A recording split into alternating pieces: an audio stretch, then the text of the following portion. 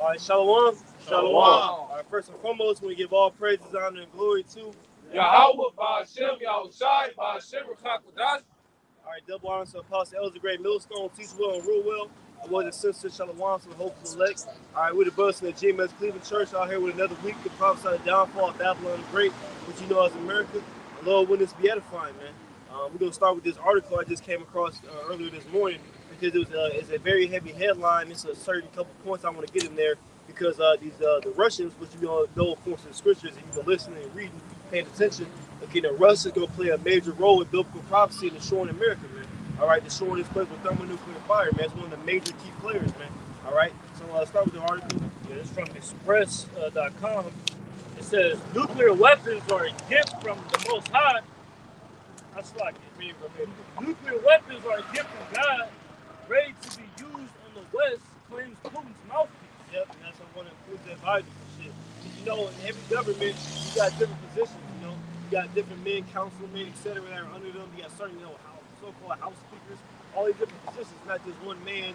You know, you got men behind them.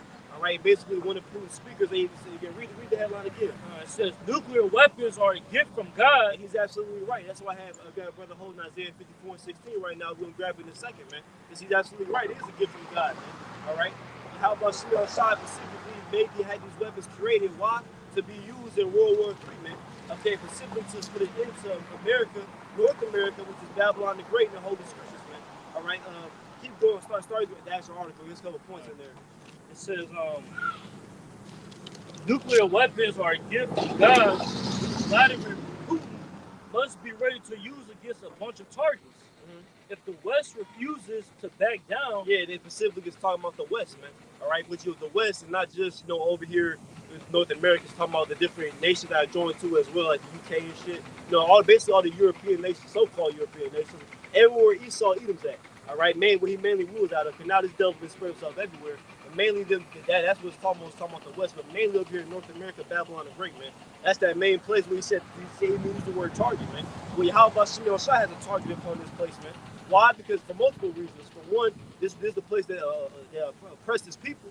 All right, the so-called blacks and tails, the Native Americans, the Israelites. But then they're the main ones that's ruling wickedly, man. All right, pushing out wicked philosophies all over the earth, man. Keep going. It says a Kremlin hardliner and foreign policy expert has said in an inflammatory analysis. It says Professor Sergei Baraganov also bizarrely claimed such strikes would save humanity and free the world from the 5-century-long Western yoke. Yeah, and they're lining up in Isaiah 14 when it tells you about the rule of the nations of anger, man. But get to Isaiah 54. It's the book of Isaiah, chapter 54, verse 16. This is for the headline. He said what? He said the Russian councilman advisor, he said what? He said nuclear weapons are a gift from God. Behold, I have created the smith that bloweth the coal in the fire. Yeah, and you have that with all different types of craftsmanship, all different types of different blacksmiths, all different types of smiths. All right, it's just a cliche thing they show you in the movies and shit. The blacksmith be creating the sword, you got forging the iron, etc.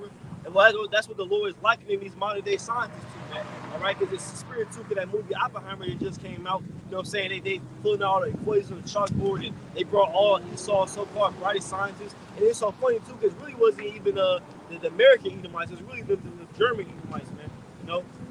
Behold, I have created the smith that bloweth the coal in the fire, and that bringeth forth an instrument for his work, and I have created the waster to destroy. The instrument for his work is talking about the thermonuclear missile, man. All right, it's for the Lord's work. It's for the Lord's purpose, which again is to destroy North America off the face of the earth, which is Babylon the Great in the Holy Scriptures, man. The Lord gonna leave pelt this whole entire land with fire. When you read the Scriptures about the lake of fire, that's what the Bible's talking about, man. All right, John the Revelator, he saw an aerial view. John the Revelator saw an aerial view of America on fire, man. It looked like the lake of fire, man. All right, well, all the different mushroom clouds was all across America. Because the mushroom clouds be going hot, man. They be going literally above the clouds, and that's why. However you can look it up, you don't gotta get it wherever many thousands, tens of thousands of feet above ground that the clouds are, and literally the mushroom clouds go above that, man. So literally the whole entire land, that's why I was talking about the darkness that blot out the sun, you know? But the point we're getting in the scripture though is the fact that the Lord's the one who created these missiles, man.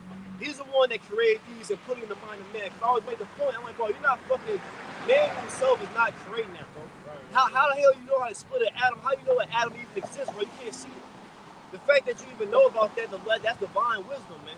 All right, this changes the spirit because literally the Russian dude, he's really confessing that, man. Like, bro, this, let me finish that off, then we're going to go back to the article. That was it. That was it. Bible shop, read the last verse back.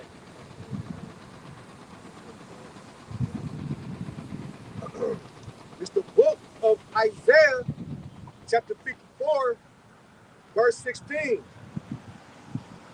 Behold, I have created the smith that blow up the coal in the fire, and that bringeth forth an instrument for his work, and I have created the waster to destroy. Exactly. Now, waster is going to destroy. It's plenty of different scriptures, precepts on nuclear weapons, man, which is a little one we can get into them. But read that last part back you just read in there, and then get to Isaiah 14 about he that rules the nations in anger. And we'll continue reading. It says, Professor Sergey also bizarrely claimed such strikes would save humanity and free the world from the 5-century-long Western yoke. And that's all, of course, in the scriptures, man, because America, it has been a yoke from all these different nations, man.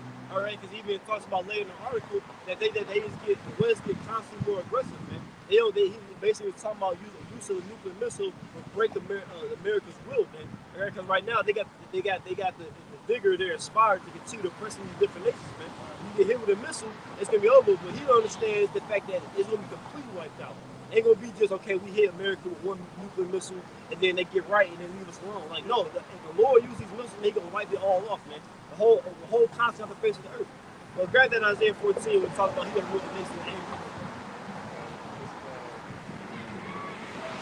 So Isaiah chapter 14.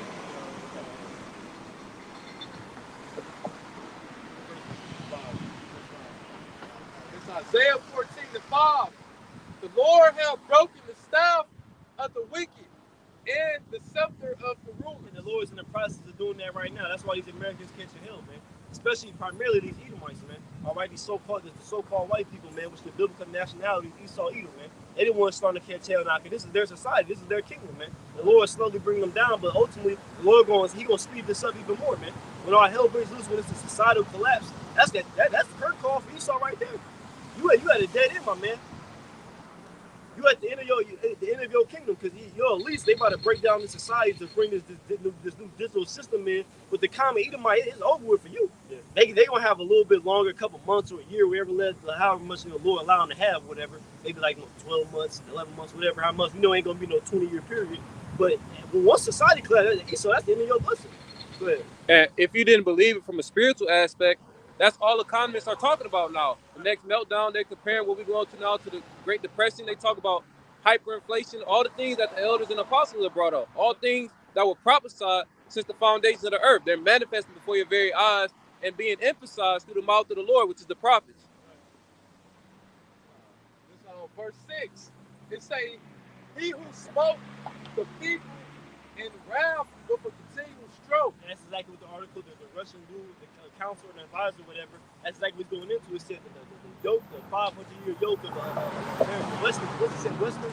Yeah, the Western yoke. The Western yoke, man. That's exactly what he did, man. But read it again, Baba Shah. It say, he who smote the people in wrath. Who's that he? The he is talking about Esau, Edom, is the so-called white boy today, man. Which is the devil according to the Bible, man. He was set up in this position specifically to fulfill this task and fulfill this purpose, man. Being the devil on the earth, and he's done that wonderfully, man. Like I said, you can give Esau a round of applause. He played the villain role to a T.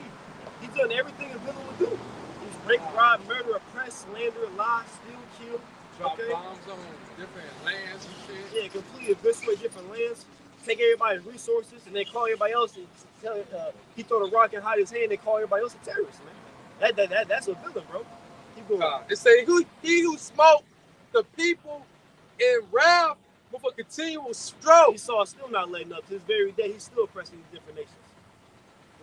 It say, he that ruled the nations in anger is persecuted and none hindered. He that rules the nations in anger, man. That's how Esau even rules, man. In complete anger. There's no justice, no equity, there's no fairness for him. He's one that, well, literally, that's the NWO slogan. the fact that what you will own nothing, you will be happy. That's his devil. He's not satisfied. Here it is. The devil got plenty of different, just bolts and gold, etc. inside of it. And he still don't want you to have none. He still don't want you to have more. Here it is. People already was talk about what Luke 16. You heard about the rich man's table. The devil still don't want you to have that. He gonna try to take away that from you, man. And he's literally gonna attempt to do that with the MOCD system. In the next verse too, we're gonna go back to his argument. There's some more points in there. I want to add. The whole earth is at rest and is quiet. They break forth into singing. Earth is really going to sing. They're going to rejoice when the devil gets taken down. That's what you're talking. And really, we're already in the process of that right now. That's why they do different countries burning their American flag and shit. So how much more when African America itself gets on fire? But go back to this article. I'm going to get this point. Right here. The professor. Read that. And read those mostly. It says Professor Karaganov, who has in the past advised both Vladimir Putin and Boris Yeltsin, did not hold back in an op-ed published in the Russian Weekly magazine profile in which he referenced the war in Ukraine and Russia's plan to deploy tactical nuclear weapons in neighboring Belarus. He wrote, for many years, I have studied the history of nuclear strategy and come to an ambiguous, albeit seemingly not quite scientific conclusion. What's that conclusion? The creation of nuclear weapons was the result of divine intervention. And that's exactly what we just read in Isaiah 54, man. All right, he said what? He said the creation of nuclear weapons was the result of divine intervention, man. All right. Why? Because how about Shimon Shai? He's the one who put in these devils' minds to come up with this technology. Why? Because he wanted to use it, man. And what's that? I think it's in what, Jeremiah 51. It was Jeremiah 50 or 51. Make bright the arrows. Oh, Slack, no, that ain't it. But I'm in the neighborhood. I can try to find it for you real quick. That's the definition for the word weapon. This is the simple Google definition of the word weapon. It says any instrument of offense, anything used or designed to be used in destroying or annoying an enemy. It says anything that's used or made to destroy the enemy. That's exactly what these nukes is gonna do, man. It's gonna destroy Babylon the Great, man. These is the Lord's weapons of war, man. This Joel 2:11, it say, and the Lord shall utter his voice before his army, for his camp is very great, for he is strong that executeth his word. And the camp is about the missiles, man. A part of his armies, them nuclear missiles. And it say, for the day of the Lord is great and terrible, and who can abide it?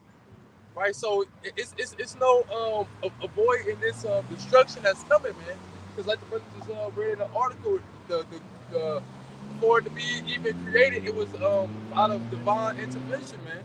You know, so you're gonna need divine intervention to get delivered out of this destruction, man. Hey, what chapter were you in? It was 51:11. The precept I was looking for was in 50. Yeah, I was looking. I'm in 50 right now. Baba Kashaz, go to Jeremiah 50 and 22. Con, this is Okay, Con. This is Jeremiah 50 and 22. A sign.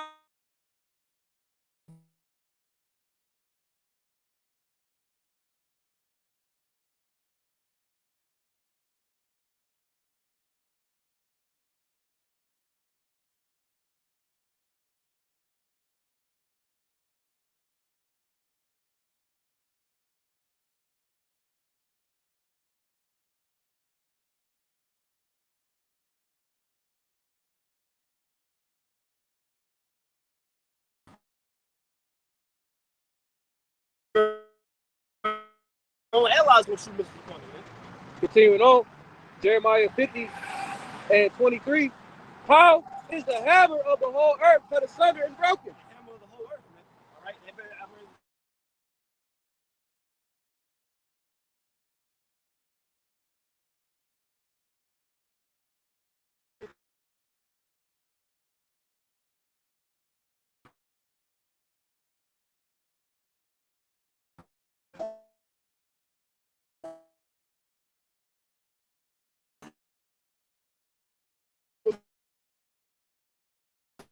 tell you, man,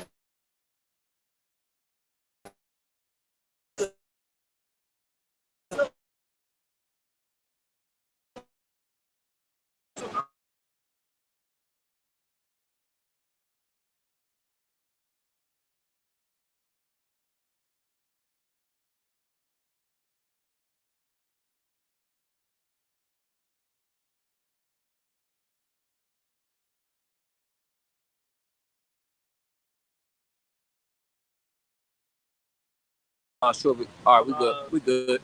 Somebody check the check the sound. Last week it was going in and out. We'll make sure it goes. All right, come. Continuing on, Jeremiah 50:23. How is the hammer of the whole earth cut asunder and broken? How is Babylon become a desolation among the nations? Yeah, it's basically going to be cut asunder and broken, man. It's become a desolation. It's going to become a gazing stock. It's going to be lit as an example. I can't, the spirit been constantly on me to talk about when you look at the land of Ham with the so-called Africa today. The top portion, you look at like one of them Google Maps that actually got the sort of greenery. The top portion of it is all this fucking this desert. It's just sand and shit. It's not no real like no agricultural land. That's what the Lord's gonna turn America into. It tells you that in this same chapter, man. It tells you it's gonna be nothing but a desert, man. Isaiah 13 chapter tells you as well. You know what I'm saying? It's gonna be a desert. The Lord's gonna turn everything you see, gonna melt it down to dust and ashes, man. Ain't nothing gonna be left. Because even like in certain like thermonuclear certain movies and video games where news get used, you'll see like some leftover debris and shit. This is gonna be so hot, it's gonna melt everything, man. Okay, let's say what's gonna leave near the root or branch in Malachi. The elements shall be melted with fervent heat. All these precepts, man. Keep going into that. Is the sound working?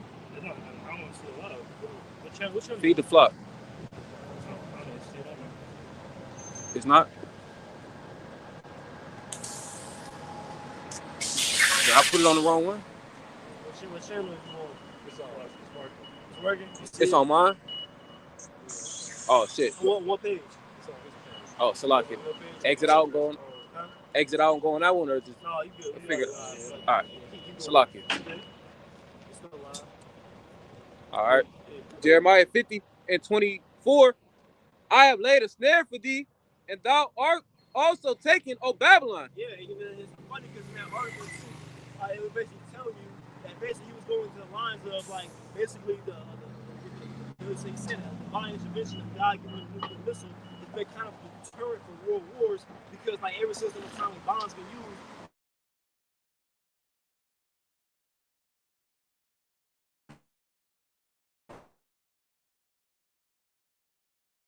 The so-called Indian Armageddon is the biblical term from the scriptures, man.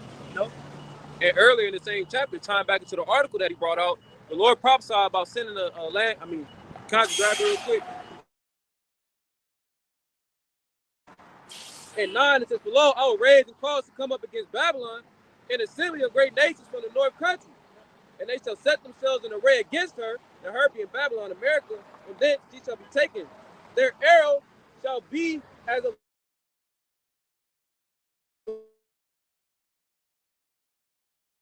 like the brother brought out earlier, goes into how those missiles are not going to break their rank, you know. And that country from the north is Russia. That's why Ezekiel 38 tells us to prophesy against Gog and Magog and the country that are a guard or support unto them, you know. Jeremiah when it went to it said what it laid a snare for them. Like I said in that article, literally it was saying that the so-called the Russian Edomite, whatever, he was like, with God divine intervention giving us nuclear missiles, basically like a tournament for world war. Basically was saying, he said that fear has been gone now, and the West is still constantly being aggressive, man. So let's go grab it, go pull that back up. I can read it real quick. I already got it up. It's a little point he got right here. He said, here we go. It says that fear needs to be revived. Otherwise, humanity is doomed. Why? Because these Edomites over here in the West, they just got a bloodlust, man. All these Edomites, but especially the Edomites in America. It says that fear needs to be revised. Otherwise, humanity is doomed. That's the scripture. It says what? It said no flesh shall be saved, man. And the Lord let this Edomite continue on his plans. It says by breaking the West's will to aggression, we will not only save ourselves, but finally liberate the world from the Western yoke that has lasted 5 centuries, but we will also save all humanity. That's what the Lord's going to do when he destroys America. He's going to save humanity. All right? He literally did. You got to about to shot real quick. And then go back to that Jeremiah. Back to 24, tell you,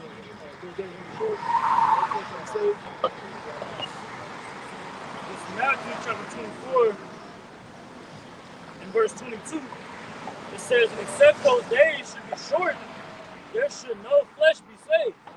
But for the elect's sake, those days shall be shortened. So these models in spirit. All right, the fact that the Lord did stop Esau, specifically over in the West, there will be no flesh left to be saved, man, because he's never going to destroy everything, man. All right, he got GMO foods and all that. Now it's not, he going beyond GMO. Now he's doing 3D print meat. It's not even meat no more. He do wants a 3D print your fucking food and have you eat that shit. some non-biological organism and shit, man. Madness, yo. And he looks to push his ways on the other nations as well. Yep. That's why it's not. That's why it's such a concern to them, because it doesn't just start. It starts over here in Babylon, but it slowly goes forward throughout the rest of the world. It tries to push religion, all these different practices, philosophies. But ultimately, that's what Scripture talk about. Them wandering after beasts in Revelation 13th chapter. Everyone marveling at this place and viewing it in this high regard. Well, I should say they once did, because now as this kingdom continues to decay, it's very evident that people don't look to this place as grandiose, kingdom anymore. Yeah. People don't like as they once did. People are looking down upon this place.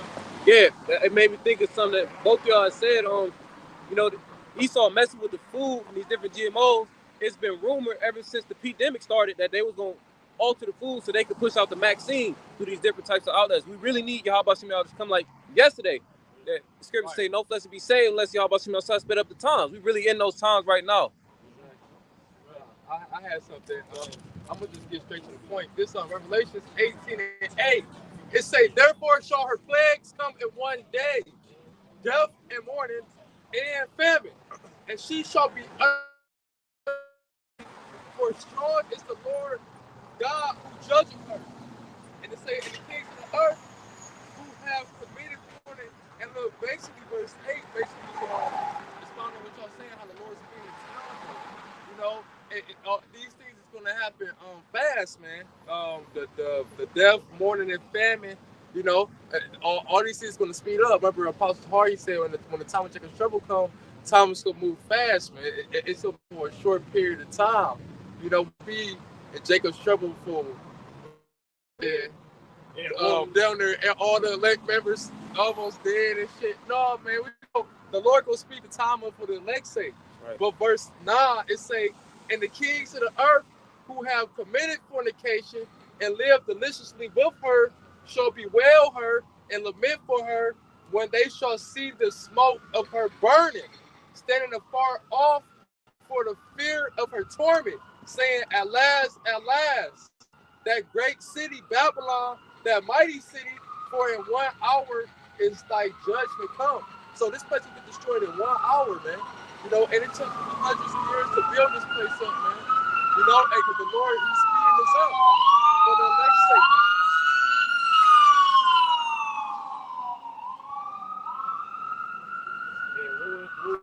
Is gonna last, it's not gonna take years long, like the previous World Wars. You look at World War I, World War II, it's not gonna be over multiple years, because like brothers already going into the weaponry is on a whole nother level now. They have these different. You're talking about thermonuclear, missiles, bro. Like that's you look at the comparison video. You mentioned that atomic bombs, Hiroshima and Nagasaki. You look at the comparison video. It's literally it's a joke. It's so minuscule. The destruction that atomic bomb can cause in comparison to the nuclear capabilities they have now. So when those can start getting shot off, it's not going to take long, man. Exactly. It's going to get burnt up.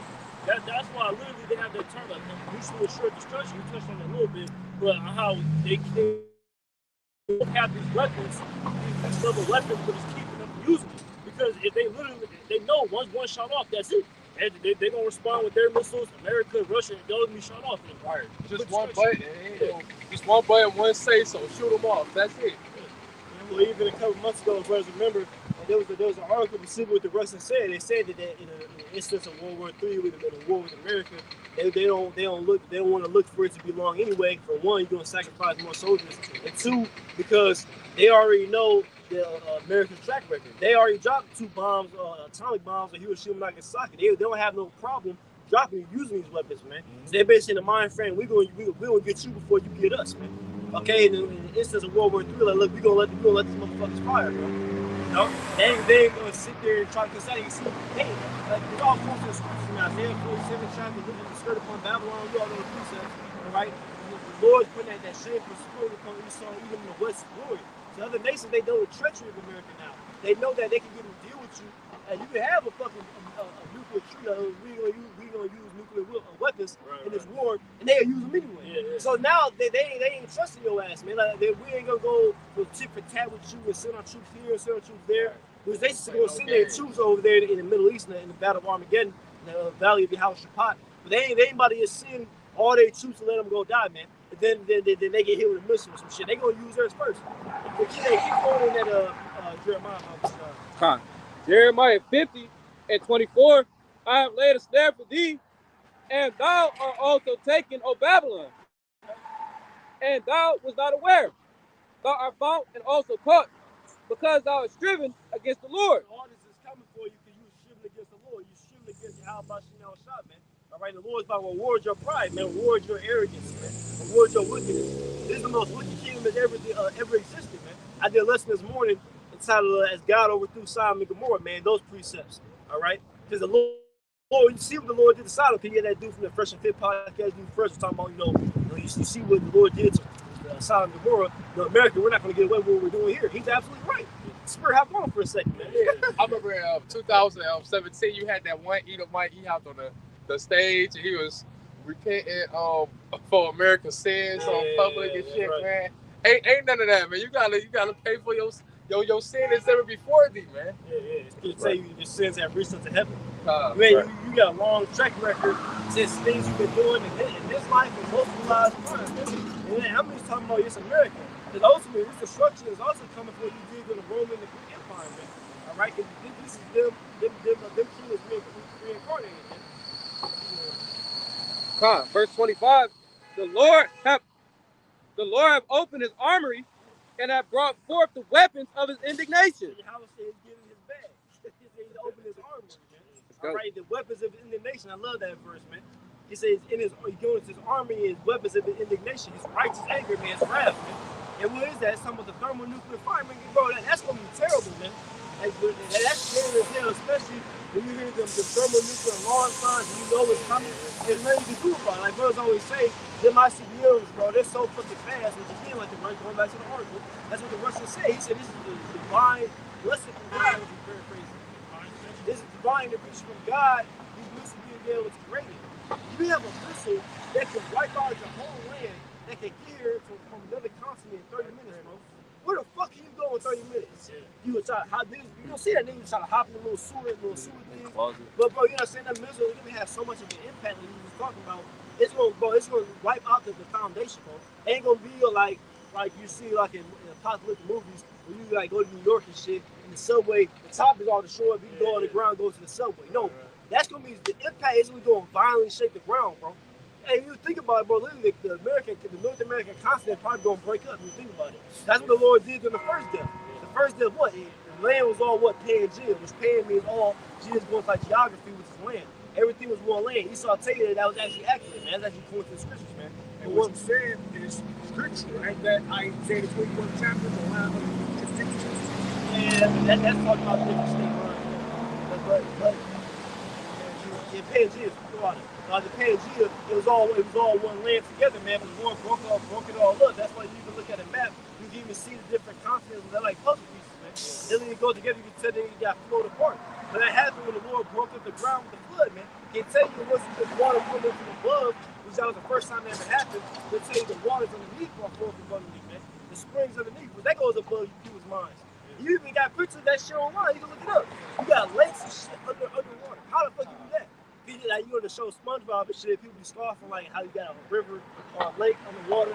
Well, yes, you got that according to the scriptures, man. And basically, the Lord had them over flood, and all that water pressure broke up the continents, man. But the Lord gonna do that again. 200 million warheads, bro. Right. Bro, 200 million warheads, bro. Yeah, because Esau, he got underground cities and shit. All that shit gotta be destroyed, man. Yeah. All that in America is gonna be good, man. Because then when you read about in the scriptures, the elites are gonna survive in their bunkers. That's talking about the elites in different countries, bro. Because like the main elites, like the Rockefellers, Rothschilds, they mainly be over there in UK.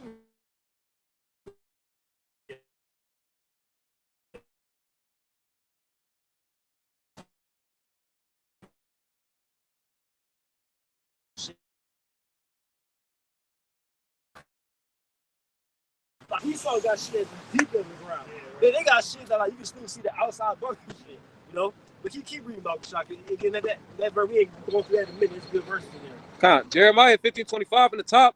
The Lord have opened his armory and have brought forth the weapons of his indignation. That's right. For this is the work of Yahweh, Lord of hosts, in the land of the Chaldeans. It's the modern day Chaldeans, man. All right, the Chaldeans specifically is talking about the what?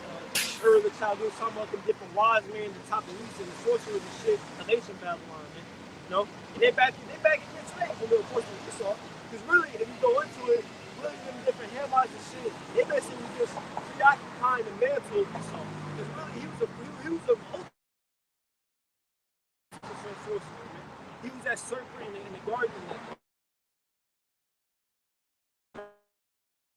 The earth, the sons of the wicked was taken out of the earth, they ain't come back into the earth. So what? So Esau, man. So hell, he basically just holding the mantle until Esau came back, man. This nigga is the ultimate witch, bro. Verse 26, come against her from the utmost border, open her storehouses, cast her up as heaps, and destroy her utterly. He said he cast her up as heaps and destroy her utterly, man. This place gonna be utterly destroyed. Ain't like I said, ain't gonna be nothing left. Ain't gonna be no survivors, bro. Like niggas in the kingdom talking about, yeah, man, you know, I watched that happen. I survived. Like, cause you got that. Like, we were in a time we mentioned Hiroshima and Nagasaki. It was some of them Ammonites who survived this shit. Like wherever the Lords had mercy on them, and somehow they didn't get fucking vaporized and shit. Or maybe like a building fell on them and shit. But basically, they live. They tell that tale like, yeah, I survived. Ain't gonna be none of that in America, man. Everybody in the soils of America will get fucking vaporized just like that. The league turn to dust, man. Sarah Connor. I got a quick precept. Go ahead. Just second, Peter 3:10. But the day of the Lord will come as a thief in the night. Ooh, these people ain't expecting this, man. These people don't see thermonuclear weapons getting dropped in America. That's folly to them. That's something that happens in movies and video games. It says, and the which the heavens shall pass away with a great noise. This happened. This rulership of Esau Edom, man. All right? This so-called white boy, the devil of the earth, the fucking problem, the cancer of earth, man. He's destroying everything. It says, and the elements shall melt with fervent heat. That's the point, man. The elements shall melt with fervent heat. You know how hot something gotta be to melt like fucking like steel structures and shit? Like heavy duty metal, like buildings like that are all put together, turn that bitch into dust. That and everything inside, like I said, like bro, in the missiles hit it, they even show you it, like when they do these missile tests and shit, they leave a crater on the ground.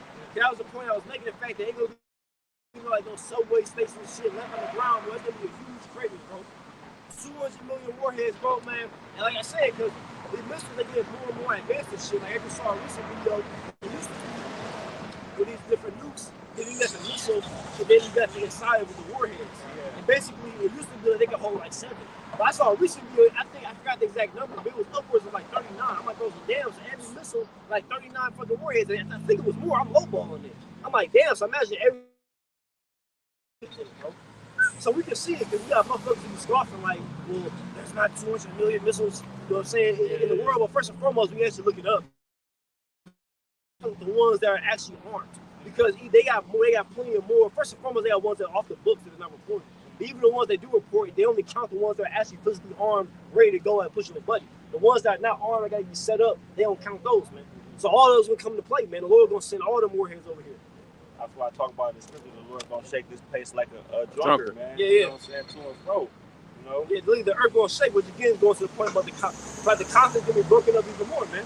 Yeah, that's why Scripture said the Lord gonna have the angels hold the earth together, man. Yeah. You know? But the continent's gonna be, man, it's gonna be probably new lands forming and shit. But certain places that are underground, they probably gonna come up. All different type of things, man. Like I said, it's gonna be earth changing destruction.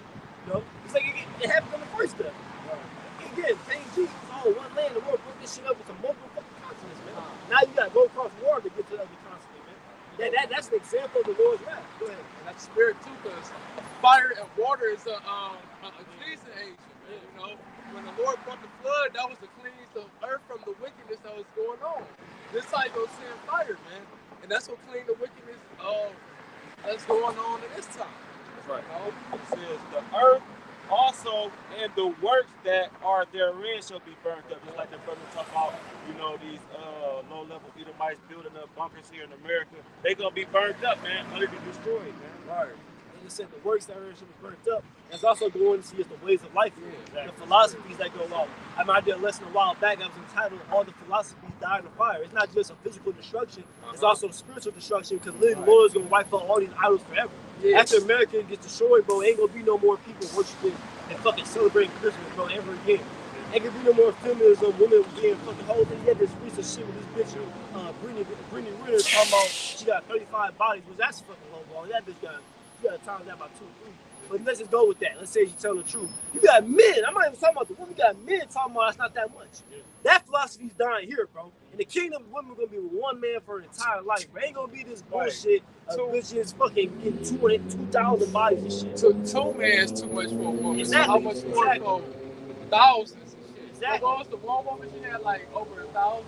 I don't even know, man, but I know what you're talking about. It's plenty of women like that. You got women who do that shit as a fucking goal, bro. Everybody can say all these motherfucking fire, all these bitches hoes, man. None of these bitches, man, but you know how many men in America ain't never dealt with a virgin? These bitches are fucking defiled, man. All the way defiled, bro. That shit is crazy. You really could be a young man, like start having deals with women at like 15 and never dealt with a virgin. Right. That's how defiled this is.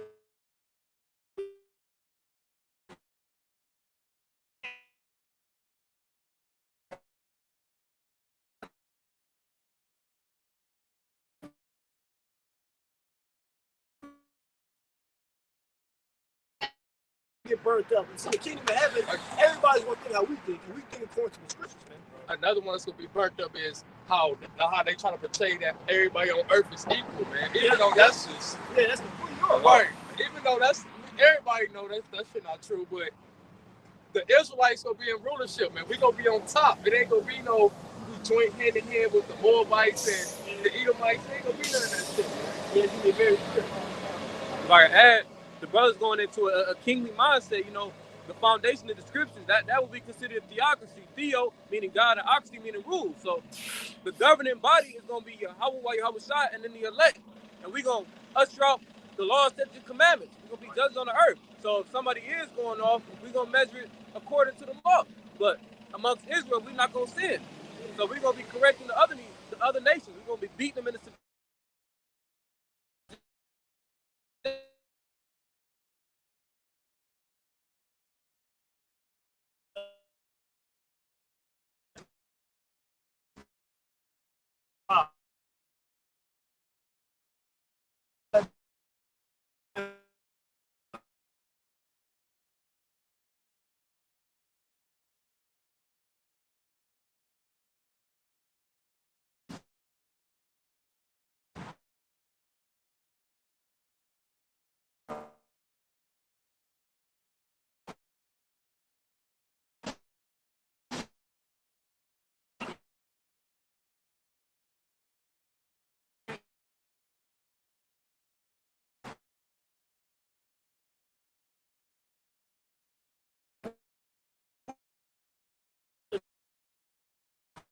form of government.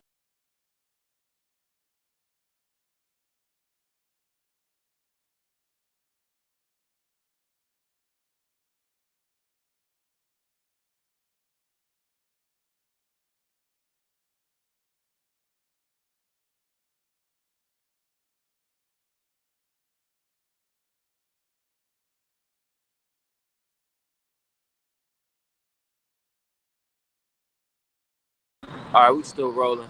Give me 1 second. Let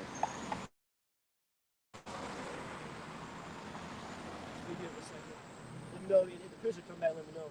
We Gucci here. Oh, it's here. Okay. We can go back to it. It says form of government in which God is recognized as supreme ruler in his laws from the statute book. And listen to this even heavier. Look, it says what? Originally, the sacerdotal government of Israel before the rise of kings, man. All right, it said originally of Israel. I believe if you even look it up, it says, look, go down. It says a rule, a regiment, a strength. It says priestly or religious body ruling political and civil power, man. Because here in this government, you got a bunch of wicked, pedophiles and shit in control of everything, man. And then you had something called what? The separation of church and state, I believe it was called, man. That's when they took in the Bible. We saw schools and shit. You know what I'm saying? You can't push that as mainstream. Everybody got to have a choice. There ain't going to be no choice in the kingdom. Even more, we go to the Google definition and tell you a theocracy. It says a system of government in which priests rule in the name of God or God. It says, look, listen to this. It says the commonwealth of Israel from the time of Moses until the election of Saul as king, man. And that's coming back, all right? Because that was a theocracy at that time. He was ruling by the law, all right? Even Saul to a certain extent. Saul, David, Solomon, and after that, Ever since then, we didn't fail and we ain't had no real authority in the earth, man. That's coming back and coming back forever. I'm gonna bring it back, man. It says the opposite. The Commonwealth of Israel, from the time of Moses until the election of Saul as king. That's heavy, man. Again, it is a rule of God as supreme ruler, and his people, his enforcers, his sons ruling in his stead, man. You know? Yeah. It's Micah chapter 4 and verse 1. It says, but in the last days it shall come to pass that the mountain of the house of the Lord shall be established in the top of the mountains. Yeah, the mountain of the Lord, talking about the Lord's government. Isaiah the 9th chapter, it talks about what? The government shall be upon his shoulders, man. All right, it said the peace and there shall be no end. All right, righteousness going forth, man. All right, the Lord's establishing his government right now, man. We're just in the lowest state, but the Lord's riding us up. I constantly think about that movie, Spider-Man 3, with the one with Sandman and shit.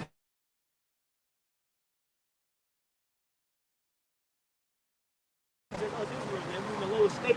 Okay, we got destroyed, we got conquered. And what he was trying to figure out his problems, he was figuring out trying to pull the body back together.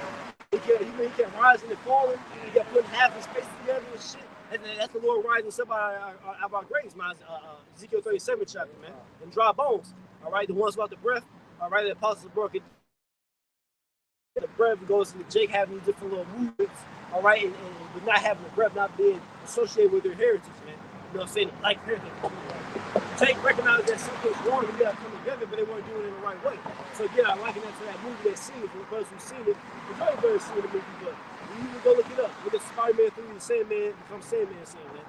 He kept putting his body together with the sand, he kept falling apart, and eventually he got it right. He started walking straight forward, man. That's basically what the Lord's doing with us right now. The Lord got us putting ourselves together, man.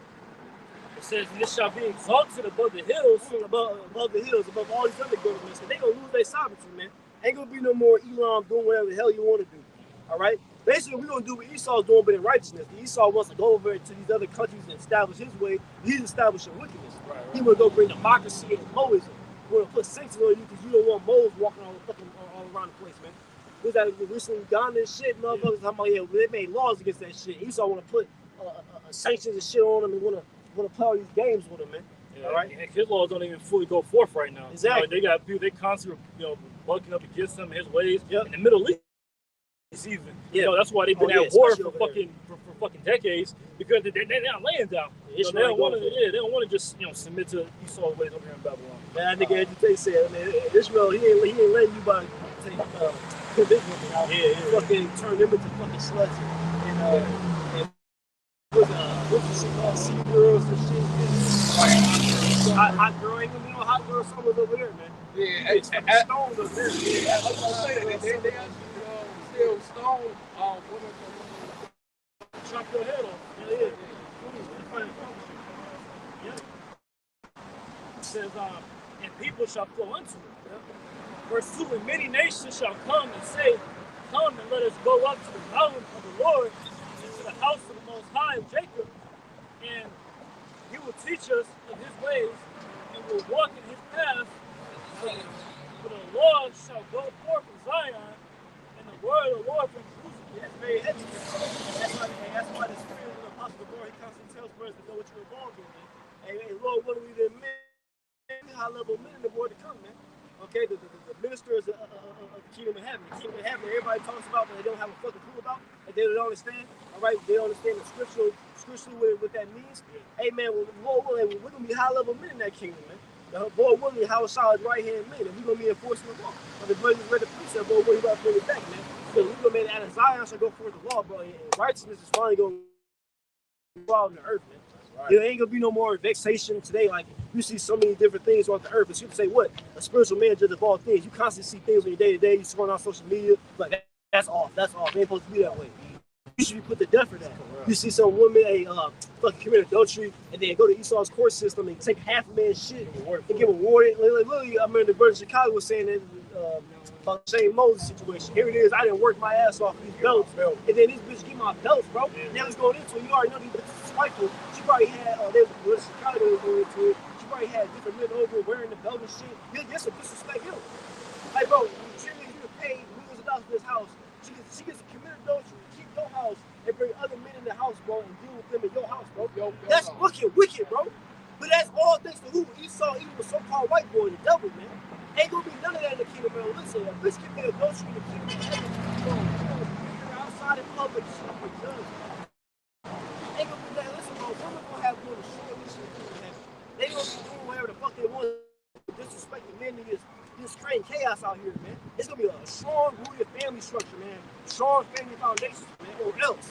Right? Like you said, a lot of people don't know what the kingdom of heaven is consistent. Exactly. Like literally, that's why it's gonna be perfect. That's why it's gonna be everlasting. Yep. It's because the Israelites, man, we've been rulership. You always make that point on how the reason why things continue to fall generation after generation because no one else fit the rule. Exactly. You look at all these other different heathen rulerships that once stood in the earth, it never amounts to anything. It always falls. It's always temporal. Yep. Why? Because they actually have the law. They're not keeping it and enforcing the ways that the Lord set up. It literally was, he set up laws, statutes, commandments that was to be profitable unto you, to be expedient, to actually bring forth life, so things can go on. And like, he really created everything to work, to flow, that perfect harmony. Yeah. But when you go against those things, continuously transgress those laws, well, then you get just perpetual destruction. That's why literally the law, statutes, commandments be written in our inward parts, man, because then we can actually make sure the law goes forth. Yeah? The scriptures say that, though. The scriptures say that the commandments are not grievous, and they say that basically these precepts are like a fountain of life. Yep. I got a quick precept that's going to back you up. And this is wisdom of Solomon 1:15. For righteousness is immortal. It is that's the point. The base short precept that says for what? For righteousness is immortal. So a kingdom of righteousness is going to last forever. That's why it's going to say when I'm just trying to photograph Daniel 2:44 real quick. Daniel 2:44. Oh yeah, that's great. I was gonna grab that. It's Daniel chapter 2. Daniel 2:44. It say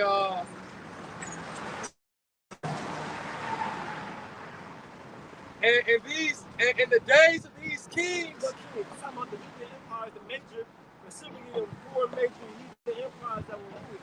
All right, the Syrians during the Babylonian Empire, you get the Medes and the Persians, you get the Greeks, you had Rome, and then you got what? Now you got Rome revitalized, man. In the days of these kings, these heathen kings, man, right. These heathen men like him, nobody's authority, man. Yeah. Right. It say, in the days of these kings, shall the God of heaven set up a kingdom. So it's gonna be a new kingdom, right? The kingdom of heaven, like everybody talks about. Go ahead. I'm about to say that that's the spirit you said that though. That's spirit. That's spiritual though, because I'm saying this up this whole time, man. Even back in that Roman Empire, he said he had Yahushua come on the scene. Then the disciples and the order back then, and they back here today, man. And the last day started when Yahushua gave his body a living sacrifice. But the Lord been setting us up a long time ago, setting the kingdom up a long time ago, man. And now we at the part where the kingdom of heaven is about to be fulfilled to the fullest, man. Right. You say time not the Lord for men. Ultimately, he's already preparing us now. He'll give that number. He's preparing his men on earth right now to rule the kingdom. That's place. Now we start to seek after, the old path. Now we seek after, what's actually he always set up for us. That's what the Garden of Eden was. It was paradise, like God, paradise, joy. Or that's what it was intended to be. It wasn't intended to be where, you dying and you're in this weak, decrepit state in your body, sustaining all these different injuries. You're polluting, defiled, all these different poisons you put into your body, man. That's all a result of wickedness, man. That's all a result of iniquity. And that sin, which is why he puts us in this condition in the first place. This is why he's punishing us and chastening us to correct us. Because we went off of his laws. Because we broke that covenant. It say, and in these days, and in the days of these kings, shall the God of heaven set up a kingdom, which shall never be destroyed. It shall never be destroyed. Again, when you brought the precept, wisdom of Solomon 1:15, for righteousness is immortal. All right, so the kingdom of heaven ain't gonna be destroyed. Ain't gonna be no more the heathen come up against us. Why? We're gonna be in that new covenant, man. All right, we're gonna have them immortal bodies, and we're gonna be 100% righteous, man. It's really gonna be impossible for us to sin. All is gonna be righteous. It tell you in Isaiah 60, the second to last verse, man, about that people shall be all righteous, man. Right. It also say in Matthew we talk about how the least in the kingdom gonna be better than John the Baptist on this side.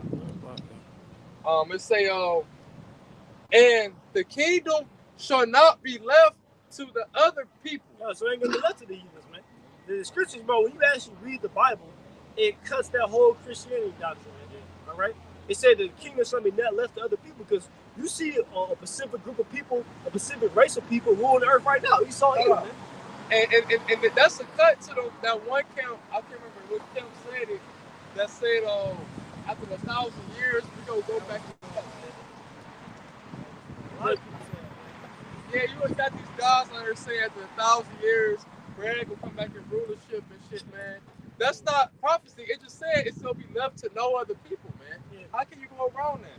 Yeah, it's gonna be left to the men of Israel. We even got to specify that. And you got to get the modern women completely out of order, man. Even women who find themselves Israelite, they think they're gonna be right next to us. They don't know. You go back to being a woman like you're supposed to be. Like Apostle Tahar said, he said, ain't no bitch going on a pedestal with me. I'm going to pedestal by my damn self, man. You know, we ain't gonna have kings and queens in the kingdom, man. You got kings, princes, and princesses, man. That's it. You know? It say, but it shall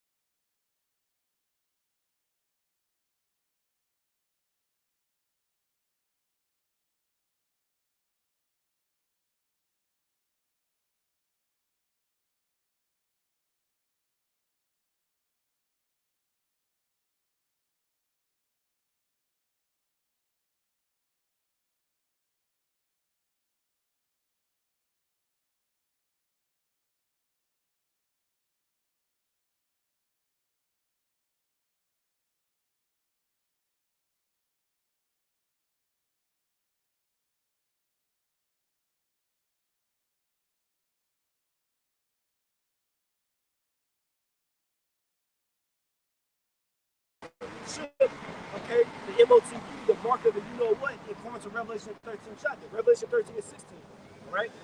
Yeah, that's the ultimate end goal. They want to X out the Messiah through medicine, science, and technology. That's what Revelation 13 chapter goes into. You know, that child's eye still in the Greek. You know, ultimately, that's what they need to do. They want to give the Lord. They want to give Yahweh Shem Yahushua through their science, medicine, and technology. That's why they always skulking against the Lord, man. What's that? That was named Yuval Noah Harari, who literally saying that, oh, we can make God as mad as we want to now because we have science, we have technology. So they boasting these things as a means to literally surpass the most high. You know? That's the God complex they're stricken with, though. You know, they're stricken with that God complex of literally wanting to be with the most high. And that's how they look to get their birthright back, you know?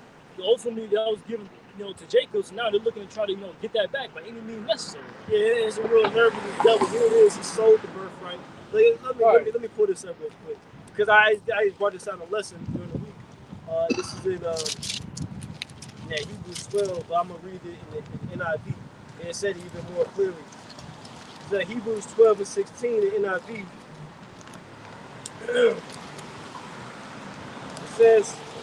It says, see that no one is sexually immoral or godless like Esau. Esau is the so-called white boy today. He's the one who called himself, you know, European, white, German, fucking all Italian, all these different things. He called all these different things. Russian, all these different things he called himself. He's an Edomite, man. It says, see that no one is sexually immoral or godless like Esau. And you see that, and like you said, we was testing it, bro. You got women walking around there with fucking. They think that's a low number. Yeah, you got little girls that they even hit their flower. That's just nasty. Yeah, this is sexually immoral. You got the alphabet people, the alphabet gang of people, men with men, women with women.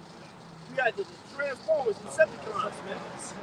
That's normal. He's forcing it on people, bro. He's forcing it down your throat. Every TV show now, you got the token happy person, happy couple kissing all on the screen, and he put it on TV shows for children, so that way children they're impressionable. So they think this is normal, so they grow up having no problem with it, man. I remember when I was younger, you know, if women like came outside with half clothes on, they cussed out, they asked me or something. Now they go to social media, posting with shit. They don't even have clothes on. These women will literally walk outside with heels and panties on, and literally, no more nothing. They'll literally just wear a see-through dress, where you can see everything, and call that shit an outfit. They be like, yes, bitch, slay.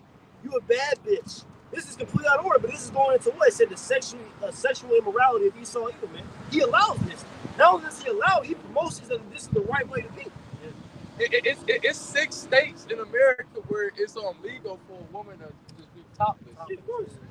It says, but if a nigga was to walk up and grab them motherfuckers, then it's the problem. He's not gonna hit you with sexual harassment and this and that, or make you a sex offender or something. You know? It says Hebrews 12:16. It says, "See that no one is sexually immoral or godless like Esau." Because they had another thing. Just recently in the UK, I did a lesson on it. You had this devil who called himself a zoologist. He got caught on charges of filming himself having sex with his dogs, bro. 42 different dogs. This dude, that's what Esau is into. The description is on point. That's how we know who Esau is, man. What other nation of people is doing that on a grand level? When you hear a headline like that, you already know who that is, man. You already know what race he is. You gotta look at it. You not superficial. You already know that's a Edomite, man. It's walk right You fast. see that's all the spirit, because the scriptures talk about how Satan himself transformed to an angel of light. This devil walking around with a suit like he's so classy. He's a noble citizen. But this dude, I guess, he probably doing shit too. He probably having sex with his dogs, man. These devils are perverse, bro. It's funny you did, because anytime you a story comes out with a serial killer, someone was doing these profane acts, these abominable acts, you always, they go and interview the neighbors, who's living amongst them. And they will say, "He was a normal guy. He seemed like there was nothing wrong with him. He had a whole family, and they have a whole wife and kids, but he doing all this crazy shit." Just to answer your point, they're literally hiding in plain sight. They show that on y'all watch the movie Barbarian? Yeah, they show that all over there. This nigga had baby kids in the basement. It says Hebrews 12:16. See that no one is sexually immoral or is godless like Esau, who for a single meal sold his inheritance rights as the oldest son. For a single meal, it wasn't even fully cooked, bro. This dude sold the birthright for some uncooked meat, man. Who do that now? Who be eating fucking raw meat and shit? Like you had that nigga, what's the dude's name? The Liver King, I think. That dude eating raw meat, bro. Medium rare. Animal testicles and shit. Literally. They call one form of it like blue, where you just on one side and then it's done. And in addition to people actually eating it raw, that's how you know that Esau.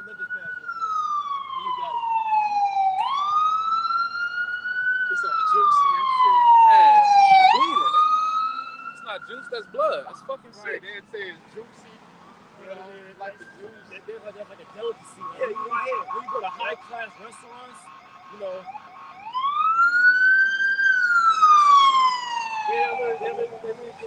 like cut you off. Like you say, that's important to really consider that delicacy. Like literally, like, you go to some fucking expensive restaurant, they're like, we eating that. This how you know you made it. Like, bro, like said, bro, you eating the foul meat, it ain't even cooked, bro. Like, bro, you supposed to roast and cook the meat. But that's how you know we in a caveman society, man. The caveman rule. What it say in the old animal Rise of the Planet Apes, the one there's like where the beast man. You know what I'm saying? The beast man's ruling, man. And that's why his name Esau became Edom, because Adawan means red, man. So that's why this devil like his fucking meat's all red and shit, undone. He read himself. His blood so forth through his skin. So it's not white. That's a curse to the Most High, but they exalt that in the society like that's something pure, man. Hey, Robert, so let's get that to account. Genesis 25 and 29. We ain't go through that on the line in a minute. Which you all know it, but it's edification's sake, man. Esau sold his birthright, man. And here it is, because when you read Genesis 27, we can go through that. We need to, spirit allow. I'm like, bro, he got a blessing himself, man. Because after Jacob got the real blessing, the best blessing, all right, which is us, people in the sign, all right, he got his blessing, and he lived it out, right? What Esau's blessing? What you see right now, this is the blessing of Esau. Now he lived his blessing out. Now that he's at the end, now he wants ours too. This devil, but he's just so greedy, man. the blessing with the fatness of the earth. Like you're talking about just a signature. Yep. They gotta go. It's the book of Genesis, chapter 25, verse 29. And Jacob sought pottage, and Esau came from the field and was faint. Yeah, but he was faint because he was out there hunting and shit. And Esau always the fucking cave. He what was going to say? Esau was a cunning hunter, man. Yeah, cunning hunter. He's a man in the field, the water. He fucking go out there and that's like, bro, that's the human characteristics of Esau, bro. He literally be over there in the African savanna jungles just killing animals for sport. What other nation does that, bro? He's the only nation do that shit. He'll literally put up like deer heads on his wall. Yeah, mentally. But no one else does that, bro. That weird shit. Only Esau does that, man. Yeah, like you sitting in the house, you got a bare hand looking at you. Right. Like, bro, these animals in their right habitat, in their right mind, man, they ain't even fucking doing shit. But Esau come over there fucking with every fucking thing. Right, man. and that's why it's it'd be a lot of videos of animals attacking Edomites. Right, They keep fucking with them. It says, and Esau said to Jacob,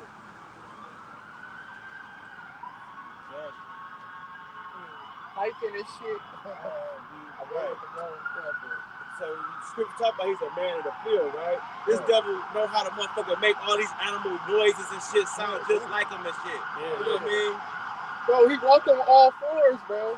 To this day, they still walk on all fours. I saw that happen in real life. I was looking at this job.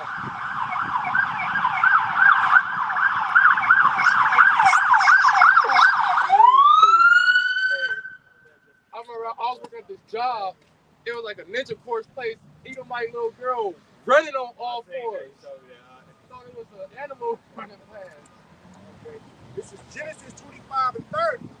And Esau said to Jacob, feed me, I pray thee, with the same red pottage, for I am faint.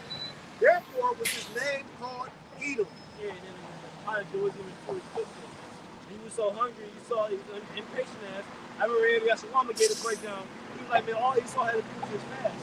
Like, for real, all he had to do was just fast for like a couple of hours and he kept his birth right, man. Right. This dude, he's just, that's how he rules his society, man. How would a guy who, individually, who sold his birthright to get the kingdom of heaven, to get immortality, okay, to live forever, to have all the, we are going to go through that. Genesis 27, about the blessing that Jacob got. This is the blessing that's promised to you people, man. You so-called blessed seals Native Americans, man. Like say immortality, rule over all your oppressors, rule over all these other nations. He sold that so he can get some food. It's about going to it. But see, look, this how you know it was the spirit of the Lord. Esau is a bitch, bro. Because if he's a cunning hunter, why didn't he just get his own shit? He could have hunted his ass again. But it's all the spirit because the Lord specifically didn't let him get anything that day. It's all the spirit. The Lord played out how he wanted it to. Right, he specifically did not let him get any good baby because it doesn't tell you what happened. Right. All you know, could have been no animals in the area, or he could have shot and just missed that day. The Lord specifically set that up when he didn't get any kills that day, so he would come back and be hungry and sell his birthright. And how Mark said he probably was out there for like 30 minutes. It's weird because it's like the animals when they go out there and they go out on the hunt, and sometimes they miss and they be tired for the day, man. And they will just fucking go to rest after that day, man. But you guys understand too. When you read this, you gotta really understand the full context because Esau really testifies how impatient he was. You understand when you look at people think about Esau and Jacob, they think about like just peasants, motherfuckers out there in the desert and just wandering with just like flappy little tents. You understand, bro? Esau and Jacob came from a wealthy family, bro. Abraham was rich as hell. Yeah, he was abundant in what? We all know the precept like Genesis 13. He was abundant in gold and silver and cattle, man, with service. Abraham had personal service, bro. Personal bodyguards, bro, walking, training in his house. Like Murph always do, man. All right? Then he passed that wealth on to who? Until his son, Isaac, and then Isaac passed down to Jacob and Esau. They came from a rich family, bro. It wasn't just, you understand the context of what was going on. It wasn't just, because that's how Esau looked at it. If you look it up on Google, you'll see so-called white people. It's Jacob and Esau. They in a humble little tent, burning a little fire pit. No, bro, they had plenty, like, you know, these rich Edomites, they have, like, the real expensive tents, and they, like, set up all over. That's how they was. It was a whole camp of company. Not just of Jacob and Esau, but that's why he's talking about his mother's tent, because they all had their personal tents. They had their service tents. So it was plenty of food around. So you can see, well, when you get that full perspective, you understand, wow, this dude is really this impatient devil, man. Because it wasn't like this was the only food. I'm starving. Like they could even was talking about, like, in fact, he didn't get no food that day. It was plenty of food around. Exactly. He just wanted that specific food. That's how Esau is, man. There was fruit on the trees. All types of stuff, man. Right.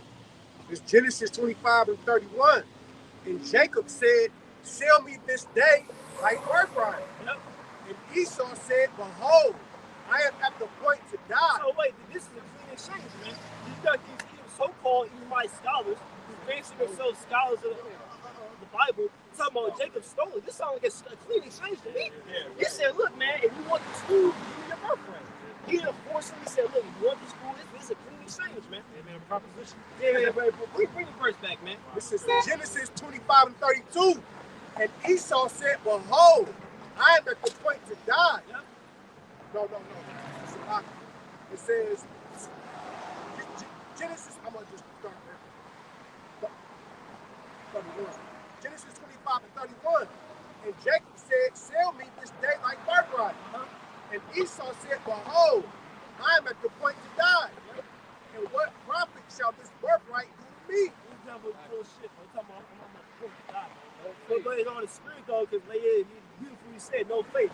Because if you really believe the Lord's with you, and you know Isaac told him about Yahweh, you was like, no, the Lord ain't gonna let me die. I think I said before, but when you actually understand the full context, he wasn't about to die, bro. They had plenty of food around. They had plenty of food and drink.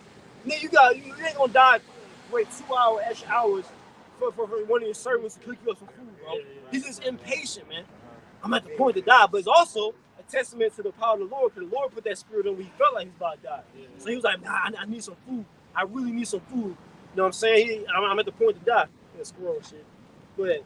And Jacob said, swear to me this day. And he swore unto him. Woo, hold on, wait. So he swore to him. Yeah. So these Edomite scholars, I want to show you their Esau, they still feel that indignation in their spirit. Now, Jacob deceived them. That was a scary exchange. And then Jacob even said, swear to me that you will give me the birthright. Right. He swore to him, man. But then he tried to, when it was time for Isaac to give out the blessings, he tried to still step in and get the blessing when he know he sold it already, right. man. The angels recorded it. Yeah, exactly, bro. It says, and he sold the birthright unto Jacob. He sold the birthright unto Jacob. Simple as that. Plain simple. Keep reading. Then Jacob gave Esau bread and pottage of lentils, and he did eat and drink, and rose up and went his way. Thus Esau despised his birthright. Esau said he despised his birthright, bro. After Esau said what he sold, you understand, Isaac, well, it passed down from Abraham to Isaac to Jacob, man. But originally it's supposed to be Esau because he's the firstborn son. So you already know Isaac was telling him, look, you got a guy, his name's Yahweh. You got these great promises. He said he's going to, like he told your grandfather Abraham, he's going to multiply his seed abundantly. He's like, man, I ain't trying to hear all that. It said he literally bring that part back. He said he ate it and then walked out like, look, he ate it, wiped his mouth and said, look, I'm done. I'm good for the day. He didn't even think about it. He said he sold his birthright. He didn't give 2 fucks about it. It says, then Jacob gave Esau bread and pottage of lentils, and he did eat and drink. He's like Esau, the animal is eating shit. Got shit all over his mouth and shit. No, he had a beard, so it's all in his beard. And rose up and went his way. He's like, man, he wasn't even mentally tormented. Like, look, I can completely just sold out my future generations. I completely sold the birthright. Yeah. And that's why the scriptures say that they shall complain of an ungodly father, man. Hey, in the kingdom, these Edomites gonna be mad at Esau. Oh yeah, but specifically, the physical man Esau. Yeah, right. All the rest of the Edomites, because Esau gonna be back. If we go in the kingdom, we're gonna have the spiritual power. We gonna know who. So we gonna know the actual man Esau. Which you already know, he was some key Edomite devils throughout history. You already know because you come back in your life. Because he's the chief progenitor of their nation. You already know, because he had to be king too. Because Esau was king coming back, because you can receive it. You understand reincarnation. But you already know, Cain, Esau, he was so wicked. He probably was Antiochus IV. He was probably one of these wicked devils that was really putting hell on Israel, man. Niggas like Christopher Cologne, I wouldn't be surprised if that was Esau. You know, we don't know that knowing the kingdom by this making things. You know, then go to 2 chapters over. Let's go to Genesis 27 and read the blessings. Because again, we bring this out, we talk about the blessings, but some people you can get the application, man. And what those blessings actually are. Read Esau's blessing first. This is Genesis 27, and I'm gonna start at the 4. I mean, Jacob's blessings last. I got that blessing.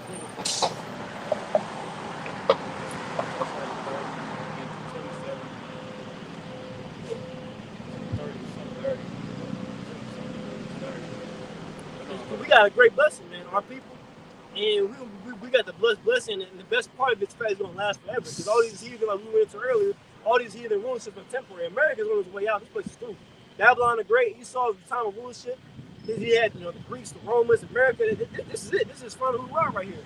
But we got forever to look forward to, man. And our blessings gonna shit on him. Esau, Right, this shit shitty. bro, he's still a mortal man. We're gonna be turned to little gods on the earth, bro. We're literally gonna be immortal. We're gonna be able to fly. We're gonna have spiritual power, bro. Man, we're gonna be on a way higher level, man. Yeah, they said the streets gonna be painted. It gonna be made out of gold. Yeah, Man. We just walking on concrete and shit. Gotta fix it every fucking year. Yeah. Every summertime, all the construction goes up. Ain't gonna be none of that in our kingdom, man. But we see another reason why it's like that, because Esau, he built stuff so cheap. See, in the ancient world, you still got ancient structures that from the ancient time that's still up today that don't need no fucking maintenance, man. But Esau, he makes stuff so cheap, he gotta constantly repair it over and over and over and over and over again, man. Brothers got that? Yeah, we're gonna get to the special point. We start the part where it talks about when Isaac's blessing Jacob. All right, this Genesis 27 and 28, and it reads, "Therefore Yahweh give thee of the dew of heaven and the fatness of the earth." See, because there was two nations in the scriptures, like you go read, that got the fatness of the earth. Because even these other nations, they had great kingdoms, like King Xerxes that you see in the movie 300. That was a real person. He ruled for the time during the Medes and the Persians, man. He had 127 provinces, man. A province is like a state. America only got 50. But he had 127 states he ruled over, man. That was a great empire, but he ruled. That's why they got what's called the known world. He ruled over what was the known world. You can't even look it up. You literally can look up on Google Images. I even got my little Bible, my book bag, about not the Bible, the biblical maps, whatever you can see where they ruled over. But it was only two nations that would get control over the earth. Like Esau's way goes out throughout the earth, man. You know what I'm saying? But Jacob got it first. Here, we're gonna have it in its perfection. We're gonna have it forever. He got it. Even now, it's still kind of partial. You still got certain nations that's kind of sovereign.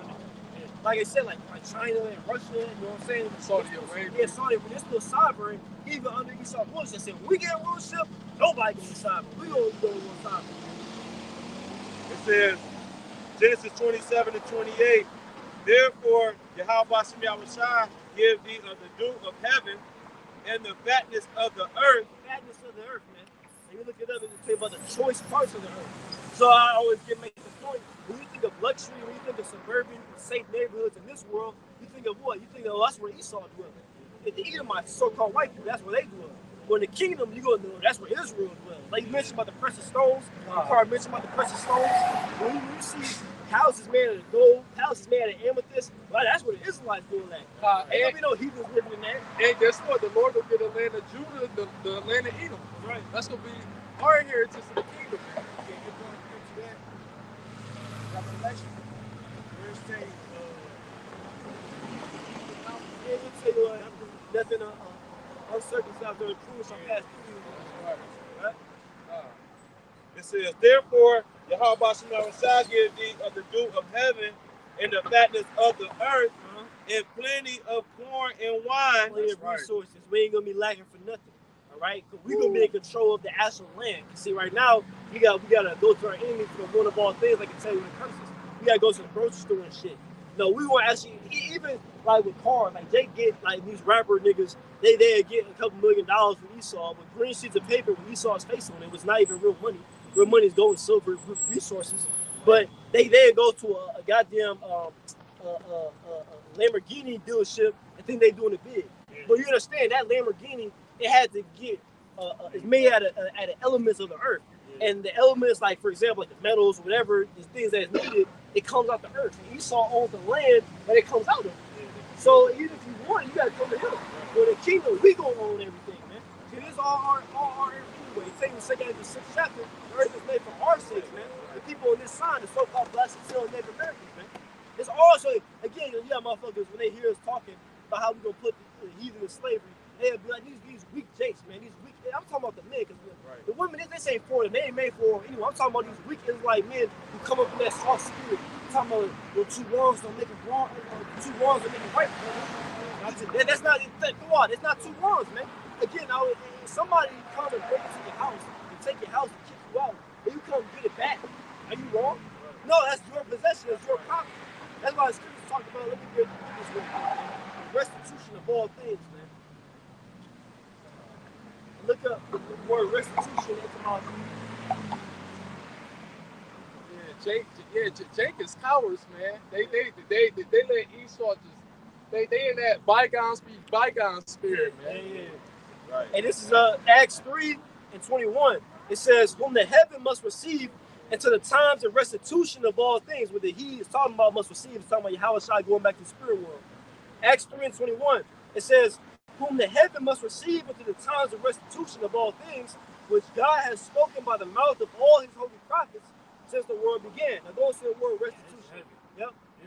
The word restitution, online etymology, is from the early 14th century. It says, a making good or giving equivalent for a crime, debt, injury, etc. Yeah, man, that's what Sirach 10:8, man. The injuries or riches gotten by the sea. The kingdom is translated from one people to another, man. All right, all the wicked you saw did, like I said, stealing our stuff anyway. Because all the earth is ours, man. All right. It says more. It says restoration of goods, land to a former owner. That's what I want. Repayment of money. Yep. The repayment of money. Should I bring it back? No, it says making good or giving equivalent for crime, debt, injury. It says restoration of goods, land to a former owner, repayment of money. Yep, and that's what it is. Because the earth is all ours anyway, man. We're the real owners, man, of everything. All the gold, all the silver. Like I said, that's why we read the scriptures about the kingdom of heaven. All right, about how the gold palace, that's only for Israel. And Moab ain't gonna be his land with a all gold palace, man. Because you gotta have the resources to be able to have that. They're gonna show you how abundant gold and stuff is gonna be for us. Because it's all ours anyway. Lord traded for us anyway, so it's only right that we got abundance in how much as we want. Yeah, it says. Can I back you up? Yeah, let them. There's a little definition bit more. that you got. It says to set up again, to restore, rebuild, replace, revive, reinstate, reestablish. It says to stand and make. Oh, yeah, that's point right there. Yeah, Bible shot. Go when you go down, can you read and get the definition? Yeah, that one. Read the top one. No, it says the restoration of something lost or stolen to its proper owner. Okay, we're the proper owners. That's what it's talking about. Acts 3:21 said the restitution of all things, man. Of all things. So it's going to be given back to the proper owners, man. Which is the men of Israel. Again, the men, right?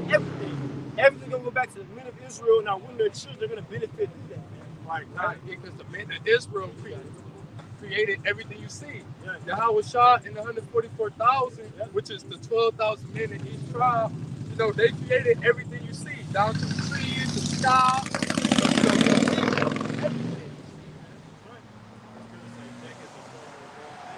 Yeah, but that verse, brothers breaking that down verse wrong though. That verse when it says form of all things, really talking about the Most High, right?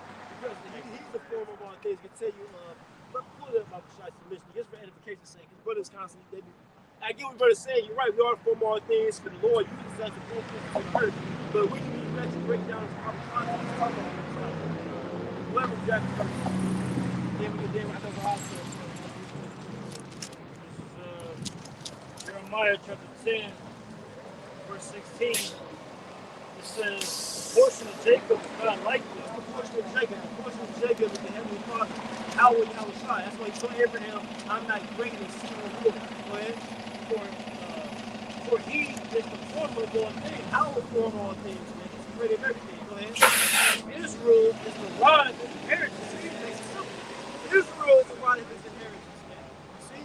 He created everything. He gave it all to Israel. And Israel is the rod of his inheritance, man. All right? The Lord of hosts is his name. Yahweh of hosts is his name. Breaks it down simple. Like I said, I get what brother saying, saying the fact that everything comes from the earth through us, we are the great inventors, etc. But when we're reading in proper context, we talking about how about Shah, man. And see, not like these different idols who don't got no power. And proof of that is how the scriptures say that he is the ancient of days. He has no beginning and no end. And the Most High is the ultimate J. That's right. Exactly. Ultimate Jew, right? Yeah, well, brothers got the signs out. What was the more sign at, man? With the Heavenly Father, we like show the camera, man. And we got constantly showing that one. You constantly got to push out the true image of what the Heavenly Father and Son look like, man. They don't look like so-called white people, man. All right? That's how you got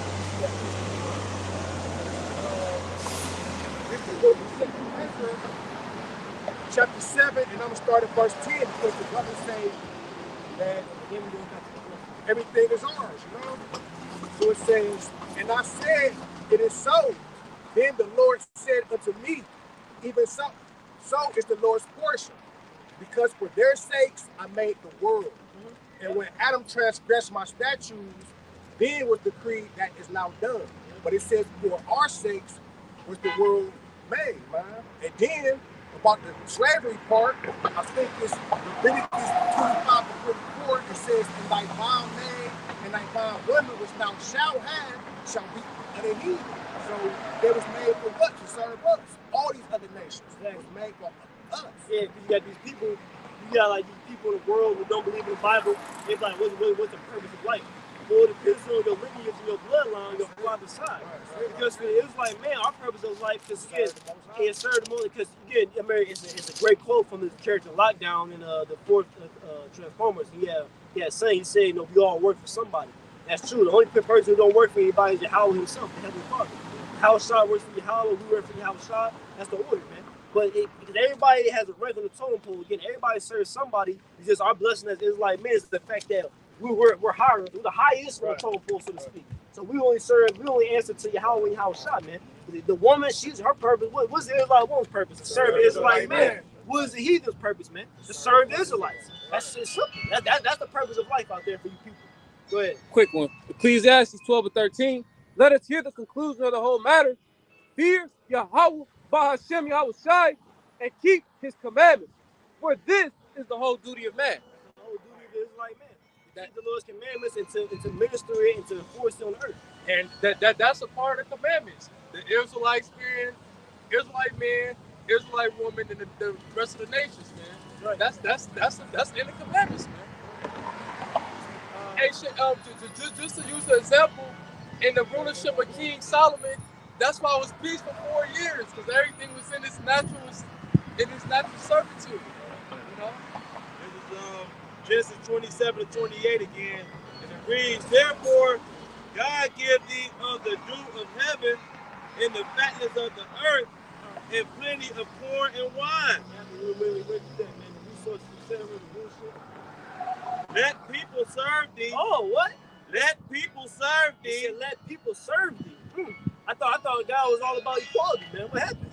This is leading in the blessing of Jacob. It said all the other nations gonna serve him, man. His progeny, his descendants. That sounds like love. It says, let people serve thee, and nations bow down to thee. Be Lord over thy brethren. It said, let nations bow down to thee.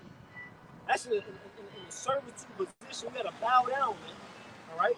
That's all throughout the Bible. We're gonna get that as well. Line up Isaiah 60 chapter. We're gonna go into that next. We're going to the kingdom. We're going to the blessings, man. All right. It said that nations bow down to thee and let people serve thee. It says be Lord over thy brethren. So we're gonna be Lord over all the other people, man. Over all the other heathen nations, man. And that's that, like Brother just mentioned, that's the rightful way it's supposed to be on earth, man. That's not wicked. That's what they were created for.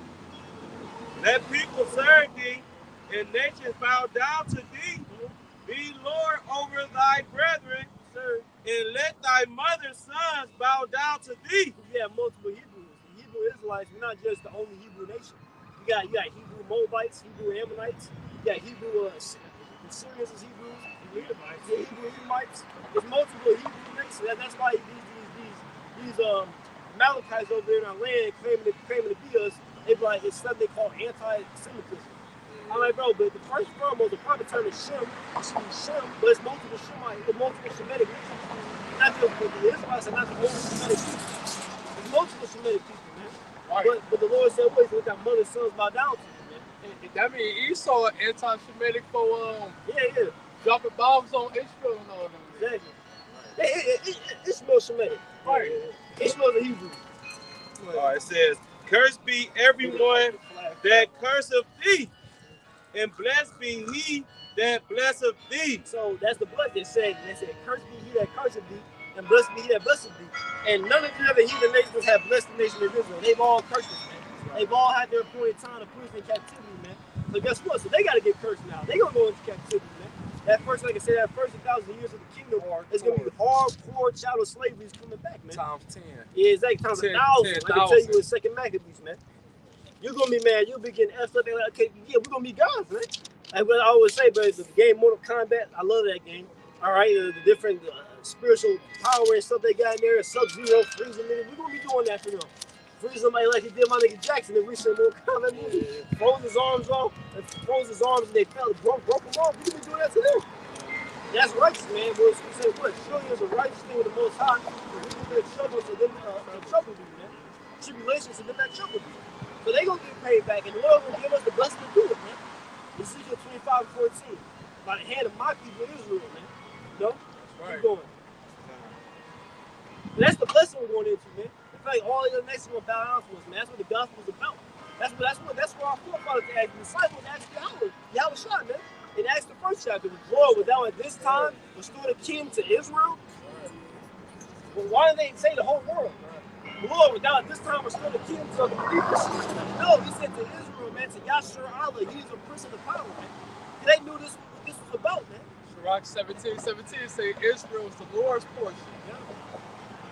It's 30, and it says Genesis 27:30, and it came to pass as soon as Isaac had made an end of blessing Jacob, and Jacob was yet scarce gone out from the presence of Isaac his father, that Esau his brother came in from his hunting. Yeah, so again, the Lord set it up perfectly. It's all the Lord's movement. Literally, like, because you read the full account, you know what I'm saying? His mother told him to put the skin on him, the hair on him, so that way he would look like Esau. You know what I'm saying? Bring him the pottage that she made for him, you know? And basically, like, as soon as he got that blessing, he got up out of there because he knew Esau was coming, because he knew Esau was out there hunting for that food. So he came and got the blessing and got up out of there real quick, man. It says 31, and he also had made Savior meat and brought it unto his father. Man, but I love to say, the kingdom, bro, we're gonna really play this back with a hologram. I'm gonna love watching that. Esau thinking like he about to get the blessing. Even though he already sold it, he come in happy as hell. Talking about, yeah, I got the food, I'm about to get my blessing as a firstborn son. That shit already going, bro. Keep going, bro. And said unto his father, let my father arise and eat of his son's venison. And just to add on to your point too, you gotta, like the brother said, you gotta picture this. See, this didn't happen the next day after Esau sold the blessing. This happened over a period of time. So years later. He probably forgot about that and everything. Thinking it's all sweet and shit, man. Yeah, because right, because this time, this is after his father was Isaac was shooting up in old age. He couldn't see that well. So this was years later after he already sold the birthright. Let my father arise and eat of his son's venison, that thy soul may be blessed. Well, thy soul may bless. Yeah, so you saw trying to be slick. Here it is, we already ready for you in Genesis 25 that he sold the birthright, but then he was going to try to reclaim it anyway. It said, and Isaac his father said unto him, who art thou? And he said, who art thou? Because again, when he's reading, his vision was failing him in his old age. He couldn't see. So he asked him, hold on, I just blessed somebody. Who are you? All right. And he said, I am thy son, thy firstborn Esau. And Isaac trembled very exceedingly. You gotta imagine, he was like, oh shit. Because you understand, Isaac at the time, he didn't understand what the Heavenly Father, how it was doing. He didn't understand how it was all playing out for Jacob to get the blessing on purpose. Because again, Isaac was already the promised seed. He was from Abraham, Isaac. He was good. No matter what son got it, he was going to be part of that lineage anyway. But he was like, that's the custom. The firstborn son gets the blessing. So he was like, he loved Esau more. So he was like, oh shit. He was like, man, who I just blessed? Bring it back. It says, and Isaac trembled very exceedingly. Yeah, you gotta imagine this, man.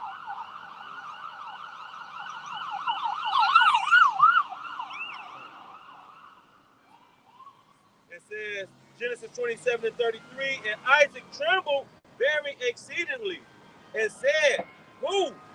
Where is he that have taken venison and brought it me, and I have eaten of all before thou camest, and have blessed him.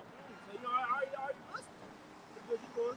Yea, and he shall be blessed. Yea, and he shall be blessed. He's going to show you who's all of the spirit, man. Because again, that's why I tell you in Romans 9 chapter before you did any works of good or evil. Okay, according to the purpose, according to God, according to election might stand. All right? Because he didn't try to take it back. Like, well, never mind, I'm going to bless you anyway. He knew it. He said, yea, he shall be blessed. So Jacob shall be blessed no matter what Esau tried to do. Keep going. It says, and when Esau heard the words of his father, he cried with a great and exceeding bitter cry. A great and exceeding bitter cry, man. All right. Like a little bitch. Yeah. And let me go back to this because remember we got into this because I was reading Hebrews 12. I'm gonna read Hebrews 12. Guy just read 16, but about he sold the birthright. So I'm gonna read that verse again. I'm reading NIV because it's heavy. It says Hebrews 12 and 16. I'm gonna read the 17 in the NIV. It says, "See that no one is sexually immoral or is godless like Esau, who for a single meal sold his inheritance right as the oldest son." We just went through that. Verse 17. Afterward, as you know, when he wanted to inherit the blessing, he was rejected. Even though he sought the blessing with tears, he could not change what he had done. He couldn't change it. You already sold it, man. Years ago, you already sold the blessing. And he's trying to be slick and get it anyway, but the Most High already had it set up, man. It said he could not change what he had done. Like I said, them other translations were even heavy. So it don't matter how much, like you know, just like that Edomite spoke earlier in 2017, he on the stage crying and shit. You can do that. The Lord don't care about that, man. You know. I got a preset when y'all done. I have one too. I was going. I was trying to throw it off. I'll grab it real quick. Y'all grab yours and go back. All right, real quick. This is Jeremiah chapter 31 and verse 36, going into the point of Esau, realizing through the Spirit years later what happened. And in this generation, these are some of the taxes that he do to try to get his birthright back. In addition to lying and pretend that he wanted the people. Jeremiah 31 and 36. If those ordinances depart before me, said the Lord, then the seed of Israel also shall cease from being a nation before me forever. Thus saith the Lord, if heaven above can be measured and the foundation of the earth searched out beneath, I will also cast up all the seed of Israel for all that they have done, saith the Lord. And I say, no, that Esau is not spiritual because Yahweh is talking in Jake vernacular, he's talking shit. He's like, man, if you can stop the sun from shining, you can have your birthright back, bitch ass nigga. But that's not gonna happen. But what's actually happening in Esau's mind is like, oh, I got a chance. I could get my foot in the door. It's been years, but he's licking his lips. Like, okay. Even Moab made an artificial sun. There's pseudoscience. They've been trying to find the depths of the earth, but they pseudoscience is confounding them because it's parts of the earth due to the barometric pressure that they're not even able to go to. The depths of the moon and the sun and the stars, they'll never be able to find that out. But they're going to continue to try. They're going to try to really put up those strongholds as a defense and put themselves in the stead of that people instead of realizing they fake. But that going back to the pride that Yahweh Shimei Shah placed on them, pursuing to Jeremiah 49 and Obadiah. Hey, man, checkmate, man. You can't stop the rain, man. It is what it is. Esau, it's over with for you, man. Right. And the rest of the other nations, man. But I got something real quick. This is Romans 9 and 12. It said, it was said unto her, the elders shall serve the younger, as it is written. You gotta start up. All right, this is Romans 9 and 7. Neither because they are the seed of Abraham are they all children. Yeah, because it does not. Abraham had multiple seed lines. Right? And you understand that in the time of Genesis, the Lord was reestablishing nations. You understand all the races of people besides the sons of God, they got wiped out during the time of the flood. So the Lord had to bring those different races back into the earth. He had to bring the Hamites, the different so-called African tribes. He had to bring the so-called Hawaiian, Japhetic people. He had to bring everybody back. So that's why it could be an instance where you have one man having two sons and they're two different lineages. The Lord had to bring everybody back. If I'm not mistaken, I think Abraham had like 7 sons. Yeah. Even had Ishmael, which is the so-called Abraham. So just because you're Abraham's seed, doesn't mean you're the chosen, right? Because the Ishmael's not chosen. So-called Abraham, they got their portion in this life, but they're not the chosen seed, man. When they say, neither because they are the seed of Abraham are they all children, but in Isaac shall thy seed be called. I'm bringing it. The scripture has made that more plain. In Isaac shall thy seed be called. That's the seed line I'm blessed. That's the seed line I'm close to and I'm dealing with. And that's so cold. Just like the Lord wanted the nation of Israel with the blood, the seed line, because the Lord tested Abraham to sacrifice Isaac. Yeah. But hey, the Lord had a bigger purpose for Isaac, man. You know? But it say, and it was just a test for Abraham. There's also, you can see that, if you don't go over some people's heads, but it's also a spiritual for God. Right? The spiritual foreshadowing of the Lord offering up Yahushua, because you can see that how was Yahushua back in the reincarnation. Right. And that's why he was about to be offered up, and because it wasn't common. That's why the angels stopped him.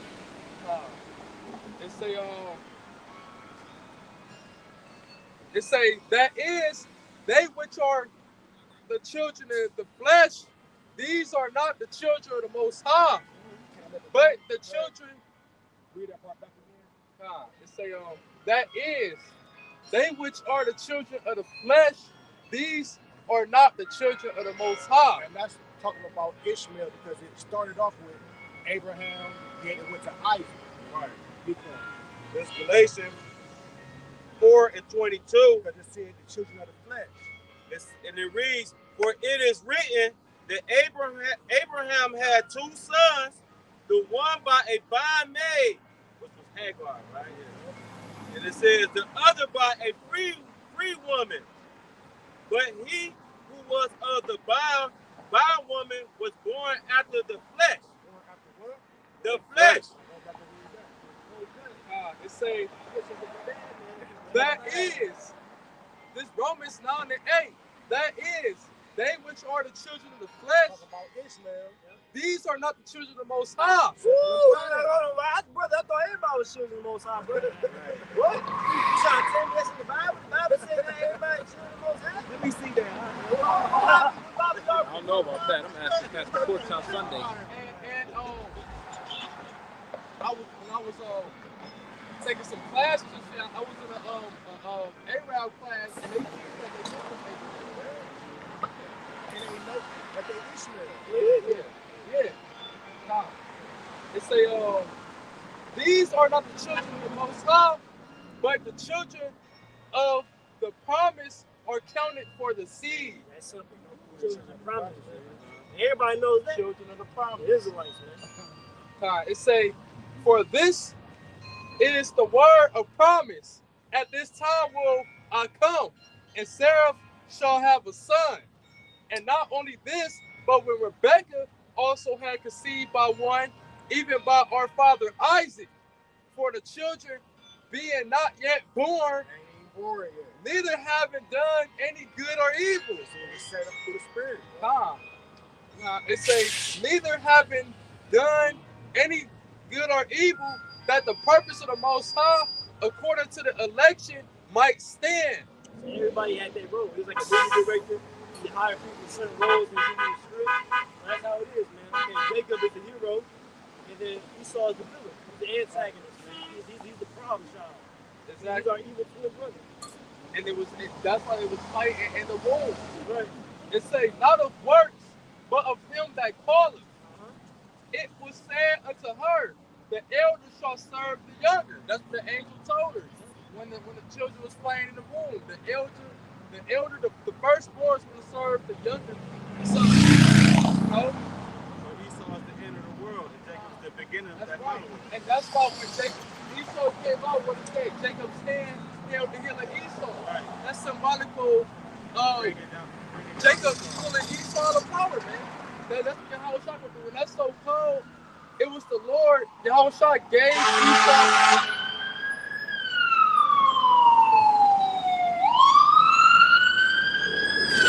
That's so cold and all but to Yahushua though, because he the ones who gave Esau and Jacob the blessing, man. And he gonna be the same one to take away the blessing from Esau. We make a second return, man. It say, it was said to her, the elder shall serve the younger, as it is written, Jacob have I loved, but Esau have I hated. Right. These Edomites, man, they lose sleep over this. Yeah, they do. No, they lose sleep over this. That's why yeah, motherfuckers, man. Like, yeah, you so-called Christians, they on one hand, they'll tell you Esau can be saved, then they'll tell you Esau already done away with. Right. Like, which one is it? I'm waiting for that nigga both can't come here. I'm against that, man. I'm like, you won't have to make a firm stance. I'm gonna tell my little kid, so if Esau done away with it now, let's start there.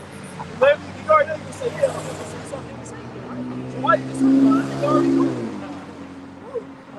Let's go back to the there we go. No, verse 14 say, what shall we then say? Is there unrighteousness with the Most High? The Most High forbid. For he said to Moses, I will have mercy on whom I will have mercy, and I will have compassion on whom I will have compassion. And the Lord has purpose to not have compassion on you, man. This was your compassion. this bullshit. And the scripture, I think, in Ecclesiastes, it's on Proverbs. It tell you, there's a time where one man rules over another to his own hurt. All right? And I'm going to grab it real quick. Wet hurt after that. Yeah. Hey, y'all ever saw the video on TikTok? They had the Edomite nigga at the beach, and he was sitting like, I'm I found it right here. In this Ecclesiastes 8 and verse 9, it says, all this have I seen and applied my heart unto every work that is done under the sun. There's a time where one man rules over another to his own hurt.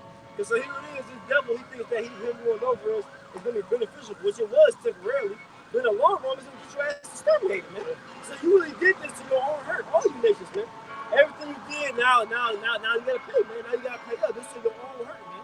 Because I always say, you don't know, like the kingdom getting built up. I mean, the other from London said this.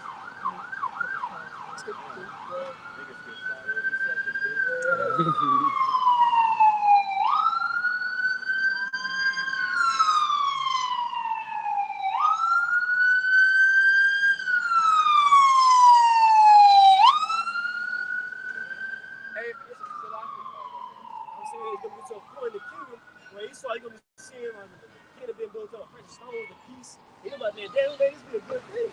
Like, bro, you ain't gonna be a part of it, bro. Like, literally, once you build the kingdom, your ass is going to die 118. You're gonna be exterminated. No.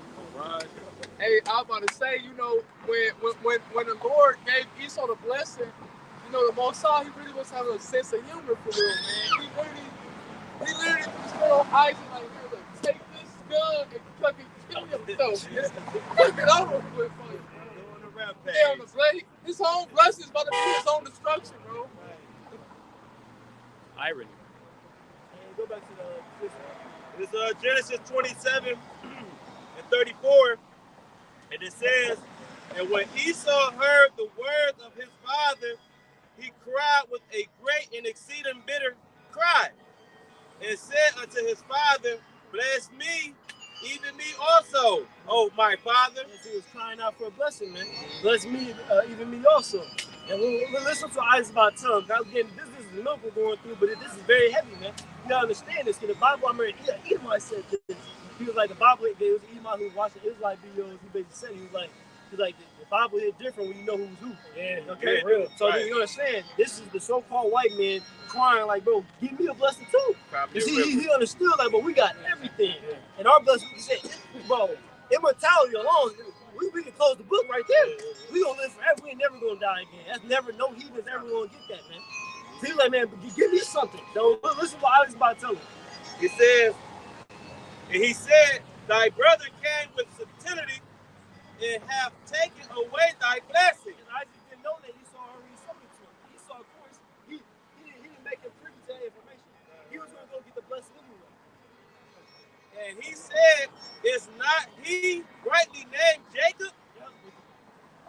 For he have supplanted me these 2 times. That's Jacob in Hebrew with Yaakov. Right? It means to supplant. That's what Jake did. We supplant your ass. We supplant your ass right now with the king. He took away my birthright. See this double? No. We didn't rate him just at 25. He said it was a clean exchange. And then he said he despised it. He said, what good was his birthright to me? But now he's talking about he's taking away my birthright. That's where the name he get is, being a slanderer of my brothers. Right there.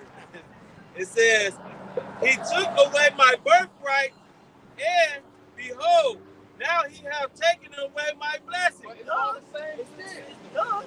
You really sold it to me. So, like, bro, that's so dumb. That's like somebody like selling you a lottery. You got a lottery ticket. Think about this. You got a lottery ticket, let's say for $1 billion. You know it's a lottery ticket, but let's say you can't use it until 20 years later. And someone's like, look, bro, I'll give you this meat when you send me a lottery ticket. Okay, that's a clean exchange. He said, what good is this lottery ticket to me? We give it to him. And then years later, when you go to cash it in, He stole my lottery ticket. What are you talking about? You sold it to me fair and square. Right. And it says, and he said, hast thou not hast thou not reserved a blessing for me? Reserved a blessing for me? Like, but you got nothing for me. And listen, but keep going, because listen to the point where Isaac's about to tell him, but I love this part. And Isaac answered and said unto Esau, behold, I have made him thy Lord. Yeah, made him thy Lord. And all his brethren have I given to him for service. So all the other nations, including the other Hebrew nations, all right, will give me like it to his brother, I give it to him for service, man. We Lord over the other nations, man. That's why they're usurpers, man. All them trying to have their own sovereignty and come up against us, they're usurpers of the throne, man. So that rebellion got to get put down. That's right. It says, and with corn and with wine have I sustained him. Yep.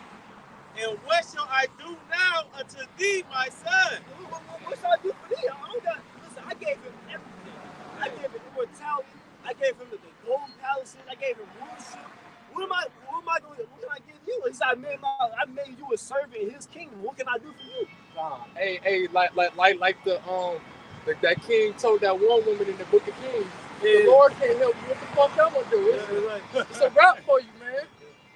It says, and Esau said unto his father, read that already. 39. And Isaac his father answered and said unto him, behold, thy dwelling shall be the fatness of the earth, and of the dew of heaven from above.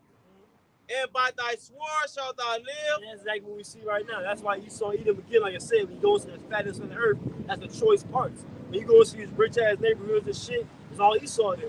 It's all the spirit, because I literally touched on that topic. And then literally, remember I showed you, literally like a few hours later, the brothers in Kansas City, the spirit hopped on and literally got in the car and literally drove through the Edomite neighborhoods with the big-ass houses. He basically was going, this is the point. This is Esau's blessing. This is biblical prophecy being fulfilled. Esau, Edom has the fatness of the earth right now. But guess what? We about to get the fatness of the earth, and we gonna have it forever, man. Right? And we gonna get everything. We gonna be able to go to the depths of the sea and go to the other planets and stuff. Yeah. And we're gonna be like, bro, seen the recent Aquaman movie. We're gonna have that cities on the water and shit. Bro, those who haven't seen it, it's a dope movie, bro. Yeah. Bro, they got the cities in the water. You can breathe in the water. You can fly and move through the water real quick. You know what I'm saying? These bodies, we're trying to move through water, that water pressure and stuff. You can't move that fast. But we're going to be zipping through the water super fast. We're going to be having new bodies, man. That's part of the blessing. That's why he told him, Isaac told him, what shall I do for you? I made him the little superheroes on earth. What am I going to do? What can I give you that's in comparison?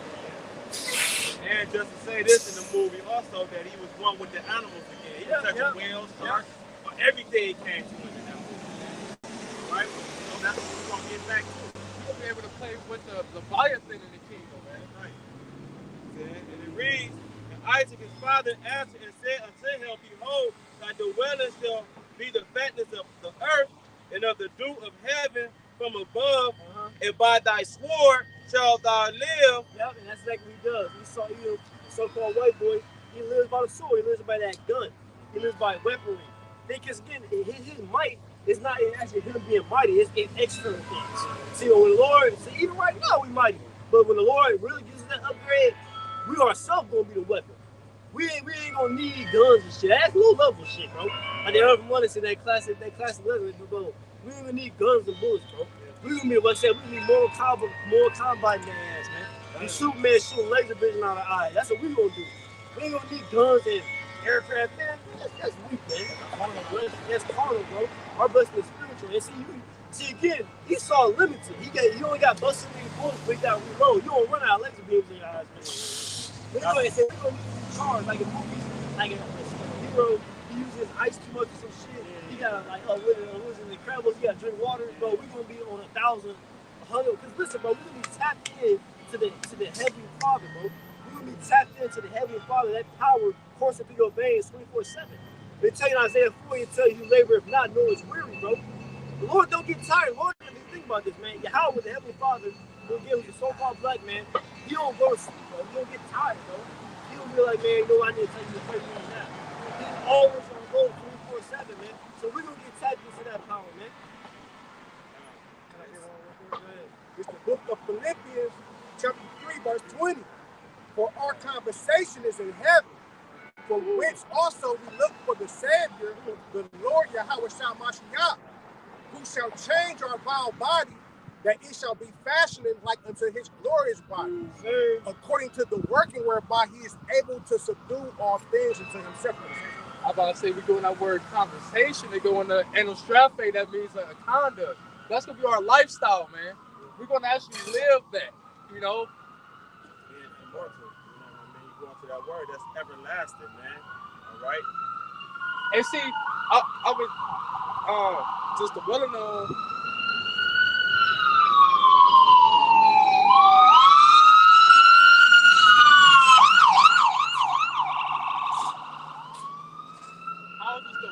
You know, the whole time I've been talking.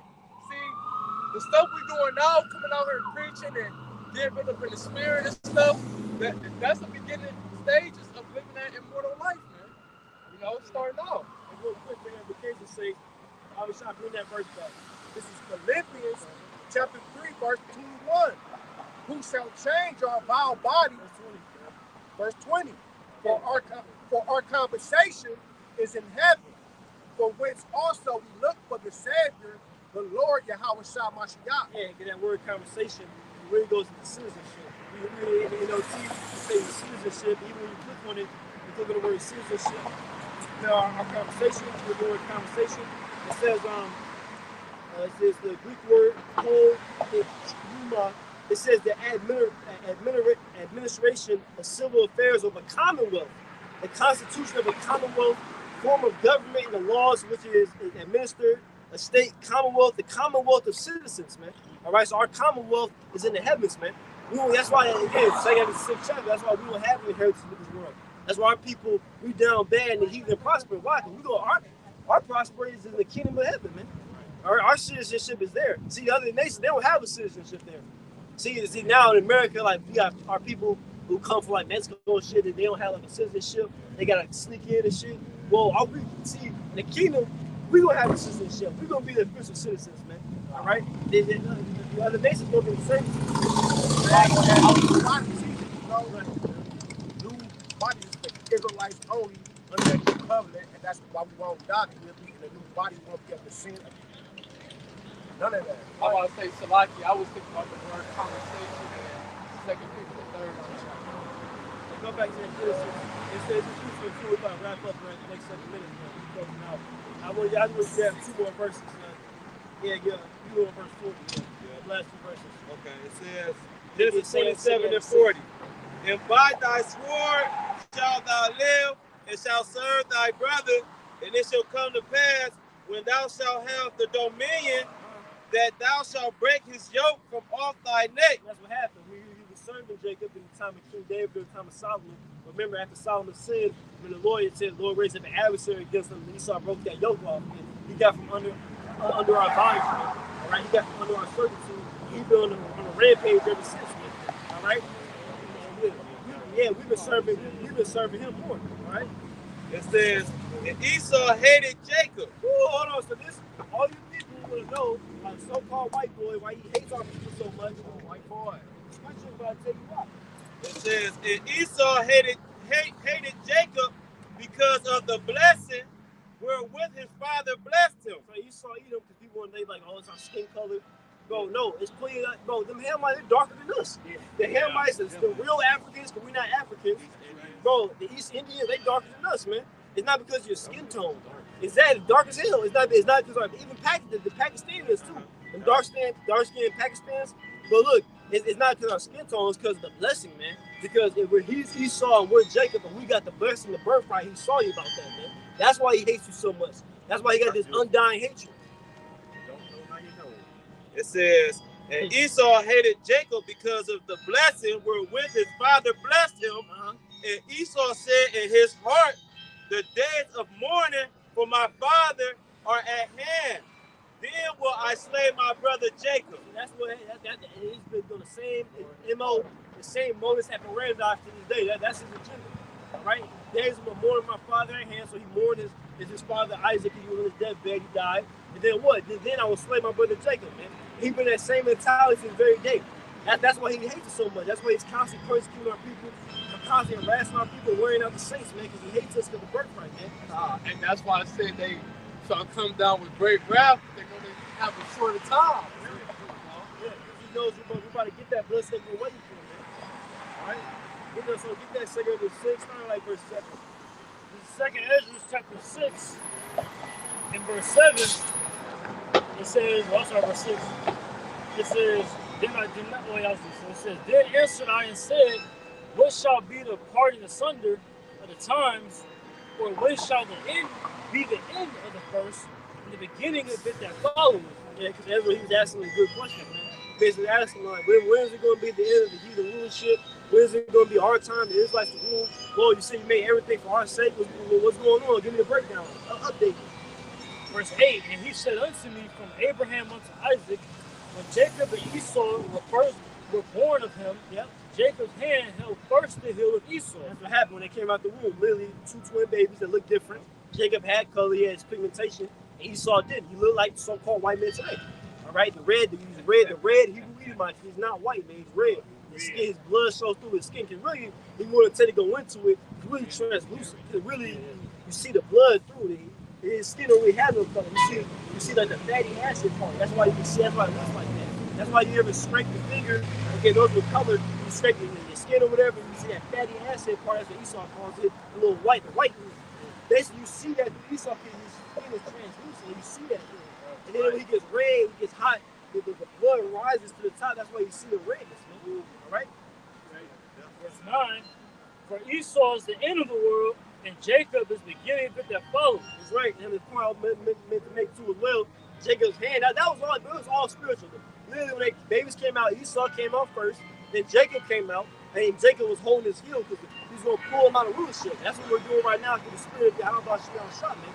All right. And when How shot come back, he's really going to yank him out of rulership, man. All right. He said what? For what? Bring it back. Verse 9 again. Verse 9, 2 6 and 9. For Esau is the end of the world, and Jacob is the beginning of it that follows. That's simple, man. Esau is the end of the world. So-called white boy Esau Edom. He's the end of the world. He's the end of the age of the heathen rulership. All right, and Jacob, the Israelites, the so-called Black Latino Native Americans, we're the beginning of it that follows, man. Because the beginning of it that follows has no end. We read it earlier in Daniel 2 and 44. A kingdom shall never be destroyed and not left to other people. Israelite men will be in authority forever, man. Isaiah 45 and 17. Daniel 7 18. I'm in your head. This Daniel 7 and 18. It say, but the saints of the Most High. The saints of the Most High, who? The saints of the Most High talking about the Israelites, man. Right. 12 tribes. Starting with the elect. That's right. It say, but the saints of the Most High. I dare you make me prove. Prove it. Shall take the kingdom and possess the kingdom. No, we're gonna negotiate the kingdom, man. We shall take the kingdom. We're gonna take the kingdom, man. How should I come back, man? These devils, they time to lose shit gonna be over with, man. They know it, man. These devils down bad, bro. And possess the kingdom forever, even forever and ever. Ever and ever, man. I mean, no ending. You know, and that's a literal forever, ever, man. Sometimes in the scripture they'll say forever, but it's talking a long time. That's literally forever. That was the original purpose of the earth anyway. The Lord made it for us for His Son to rule on earth, be righteous, and to govern everything. So it's gonna happen, man. Right? You know. Anybody got any more questions? We gotta wrap up in the next 2 minutes. You got a question? Yeah. Two quick precepts. And also we got two quick topics. Do you think our people will ever wake up and realize Saturday is the Sabbath day? Because what's the name? Constantine changed it. Well, Saturday is the Sabbath day. Sabbath day is based on a new moon. Get that in Sirach 43. Okay. It's based on the lunar calendar. All right. Get that in Genesis 2. Yeah, it's in Genesis as well. You get it, 1 is 43. I'll tell you. It's Sirach chapter 43. And somebody look up the etymology of the word month. Okay, thank you, man. This is Sirach or Ecclesiasticus chapter 43 and verse 7. Read it clear so you can hear you. Yeah, thank you. Well, it's verse 6. It says, He made the moon also to serve in her season for a declaration of times and a sign of the world. Verse 7. From the moon is the sign of peace, light that decreaseth in her perfection. Yeah. So the lunar, that's why some called the lunar calendar. Okay. That's how it is. Why that's the proper way to keep time. That's a proper way to keep months. Again, that's why I said you have more. More. Verse 8, it says, the month is called after her name, which is the point he's about to get. And it says, increasing wonderfully in her changing, being an instrument of the armies above, shining in the firmament of heaven. Yeah, just the so-called white man. The way he does things is reversed. It's off. Yeah. The way he does time, like that's why when you see the moon, right, when it starts at the beginning of the month, is that little sliver, and then as the month goes on, it gets more and more full. So it's a new moon, and then what happens is what? My fault. Until the full moon, and that's the new moon. When you get a new moon, that's a new month. That's how you can tell months. That's how you actually keep time. Read that last verse again, and then I want you to get the etymology of the word month. Bringing back Sirach chapter 43, verse 8. It says, the month is called after her name. The month is called after the moon, because the months are determined, these days is determined by the moon. Increasing wonderfully in her changing, being an instrument of the armies above, shining in the firmament of heaven. So when you read in the law, when it tell you about from Sabbath, the Sabbath day determined by the new moon, when the new moon comes in, that will be the Sabbath day for that month. Okay. It's like right now, for this lunar calendar, the new moon came in on a Thursday Eve to a Friday Eve, so that will be that Sabbath for that month. Okay. New moon. Yeah, get that etymology of moon. I'm gonna get straight to the point. It says originally the month was interval between one new moon and the next. That's simple. It's an interval between one new moon and the next. That's how you. That's a proper way to keep time. Like that's why you have some like, for example, like sundials and stuff like that. Yeah. Like in the ancient time, that's how they keep track of time. Because that's the proper way to do it naturally. Like in the ancient world, you weren't walking around with watches on. The way Esau takes time. That's why you got the Genesis and the brother called for it. That's how the Lord. Right. That's how the Lord probably determined time. He gave you natural time. Be able to look at the sun, look at the moon, understand? Go ahead, get the Genesis. Genesis 1 and 14, and Yahweh, Ba'ashem Yahushua, said, let there be lights in the firmament of the heaven to divide the day from the night. Yeah, you got two major lights. You got the sun, like right now, during the day, and then during the night, when you got what? The moon.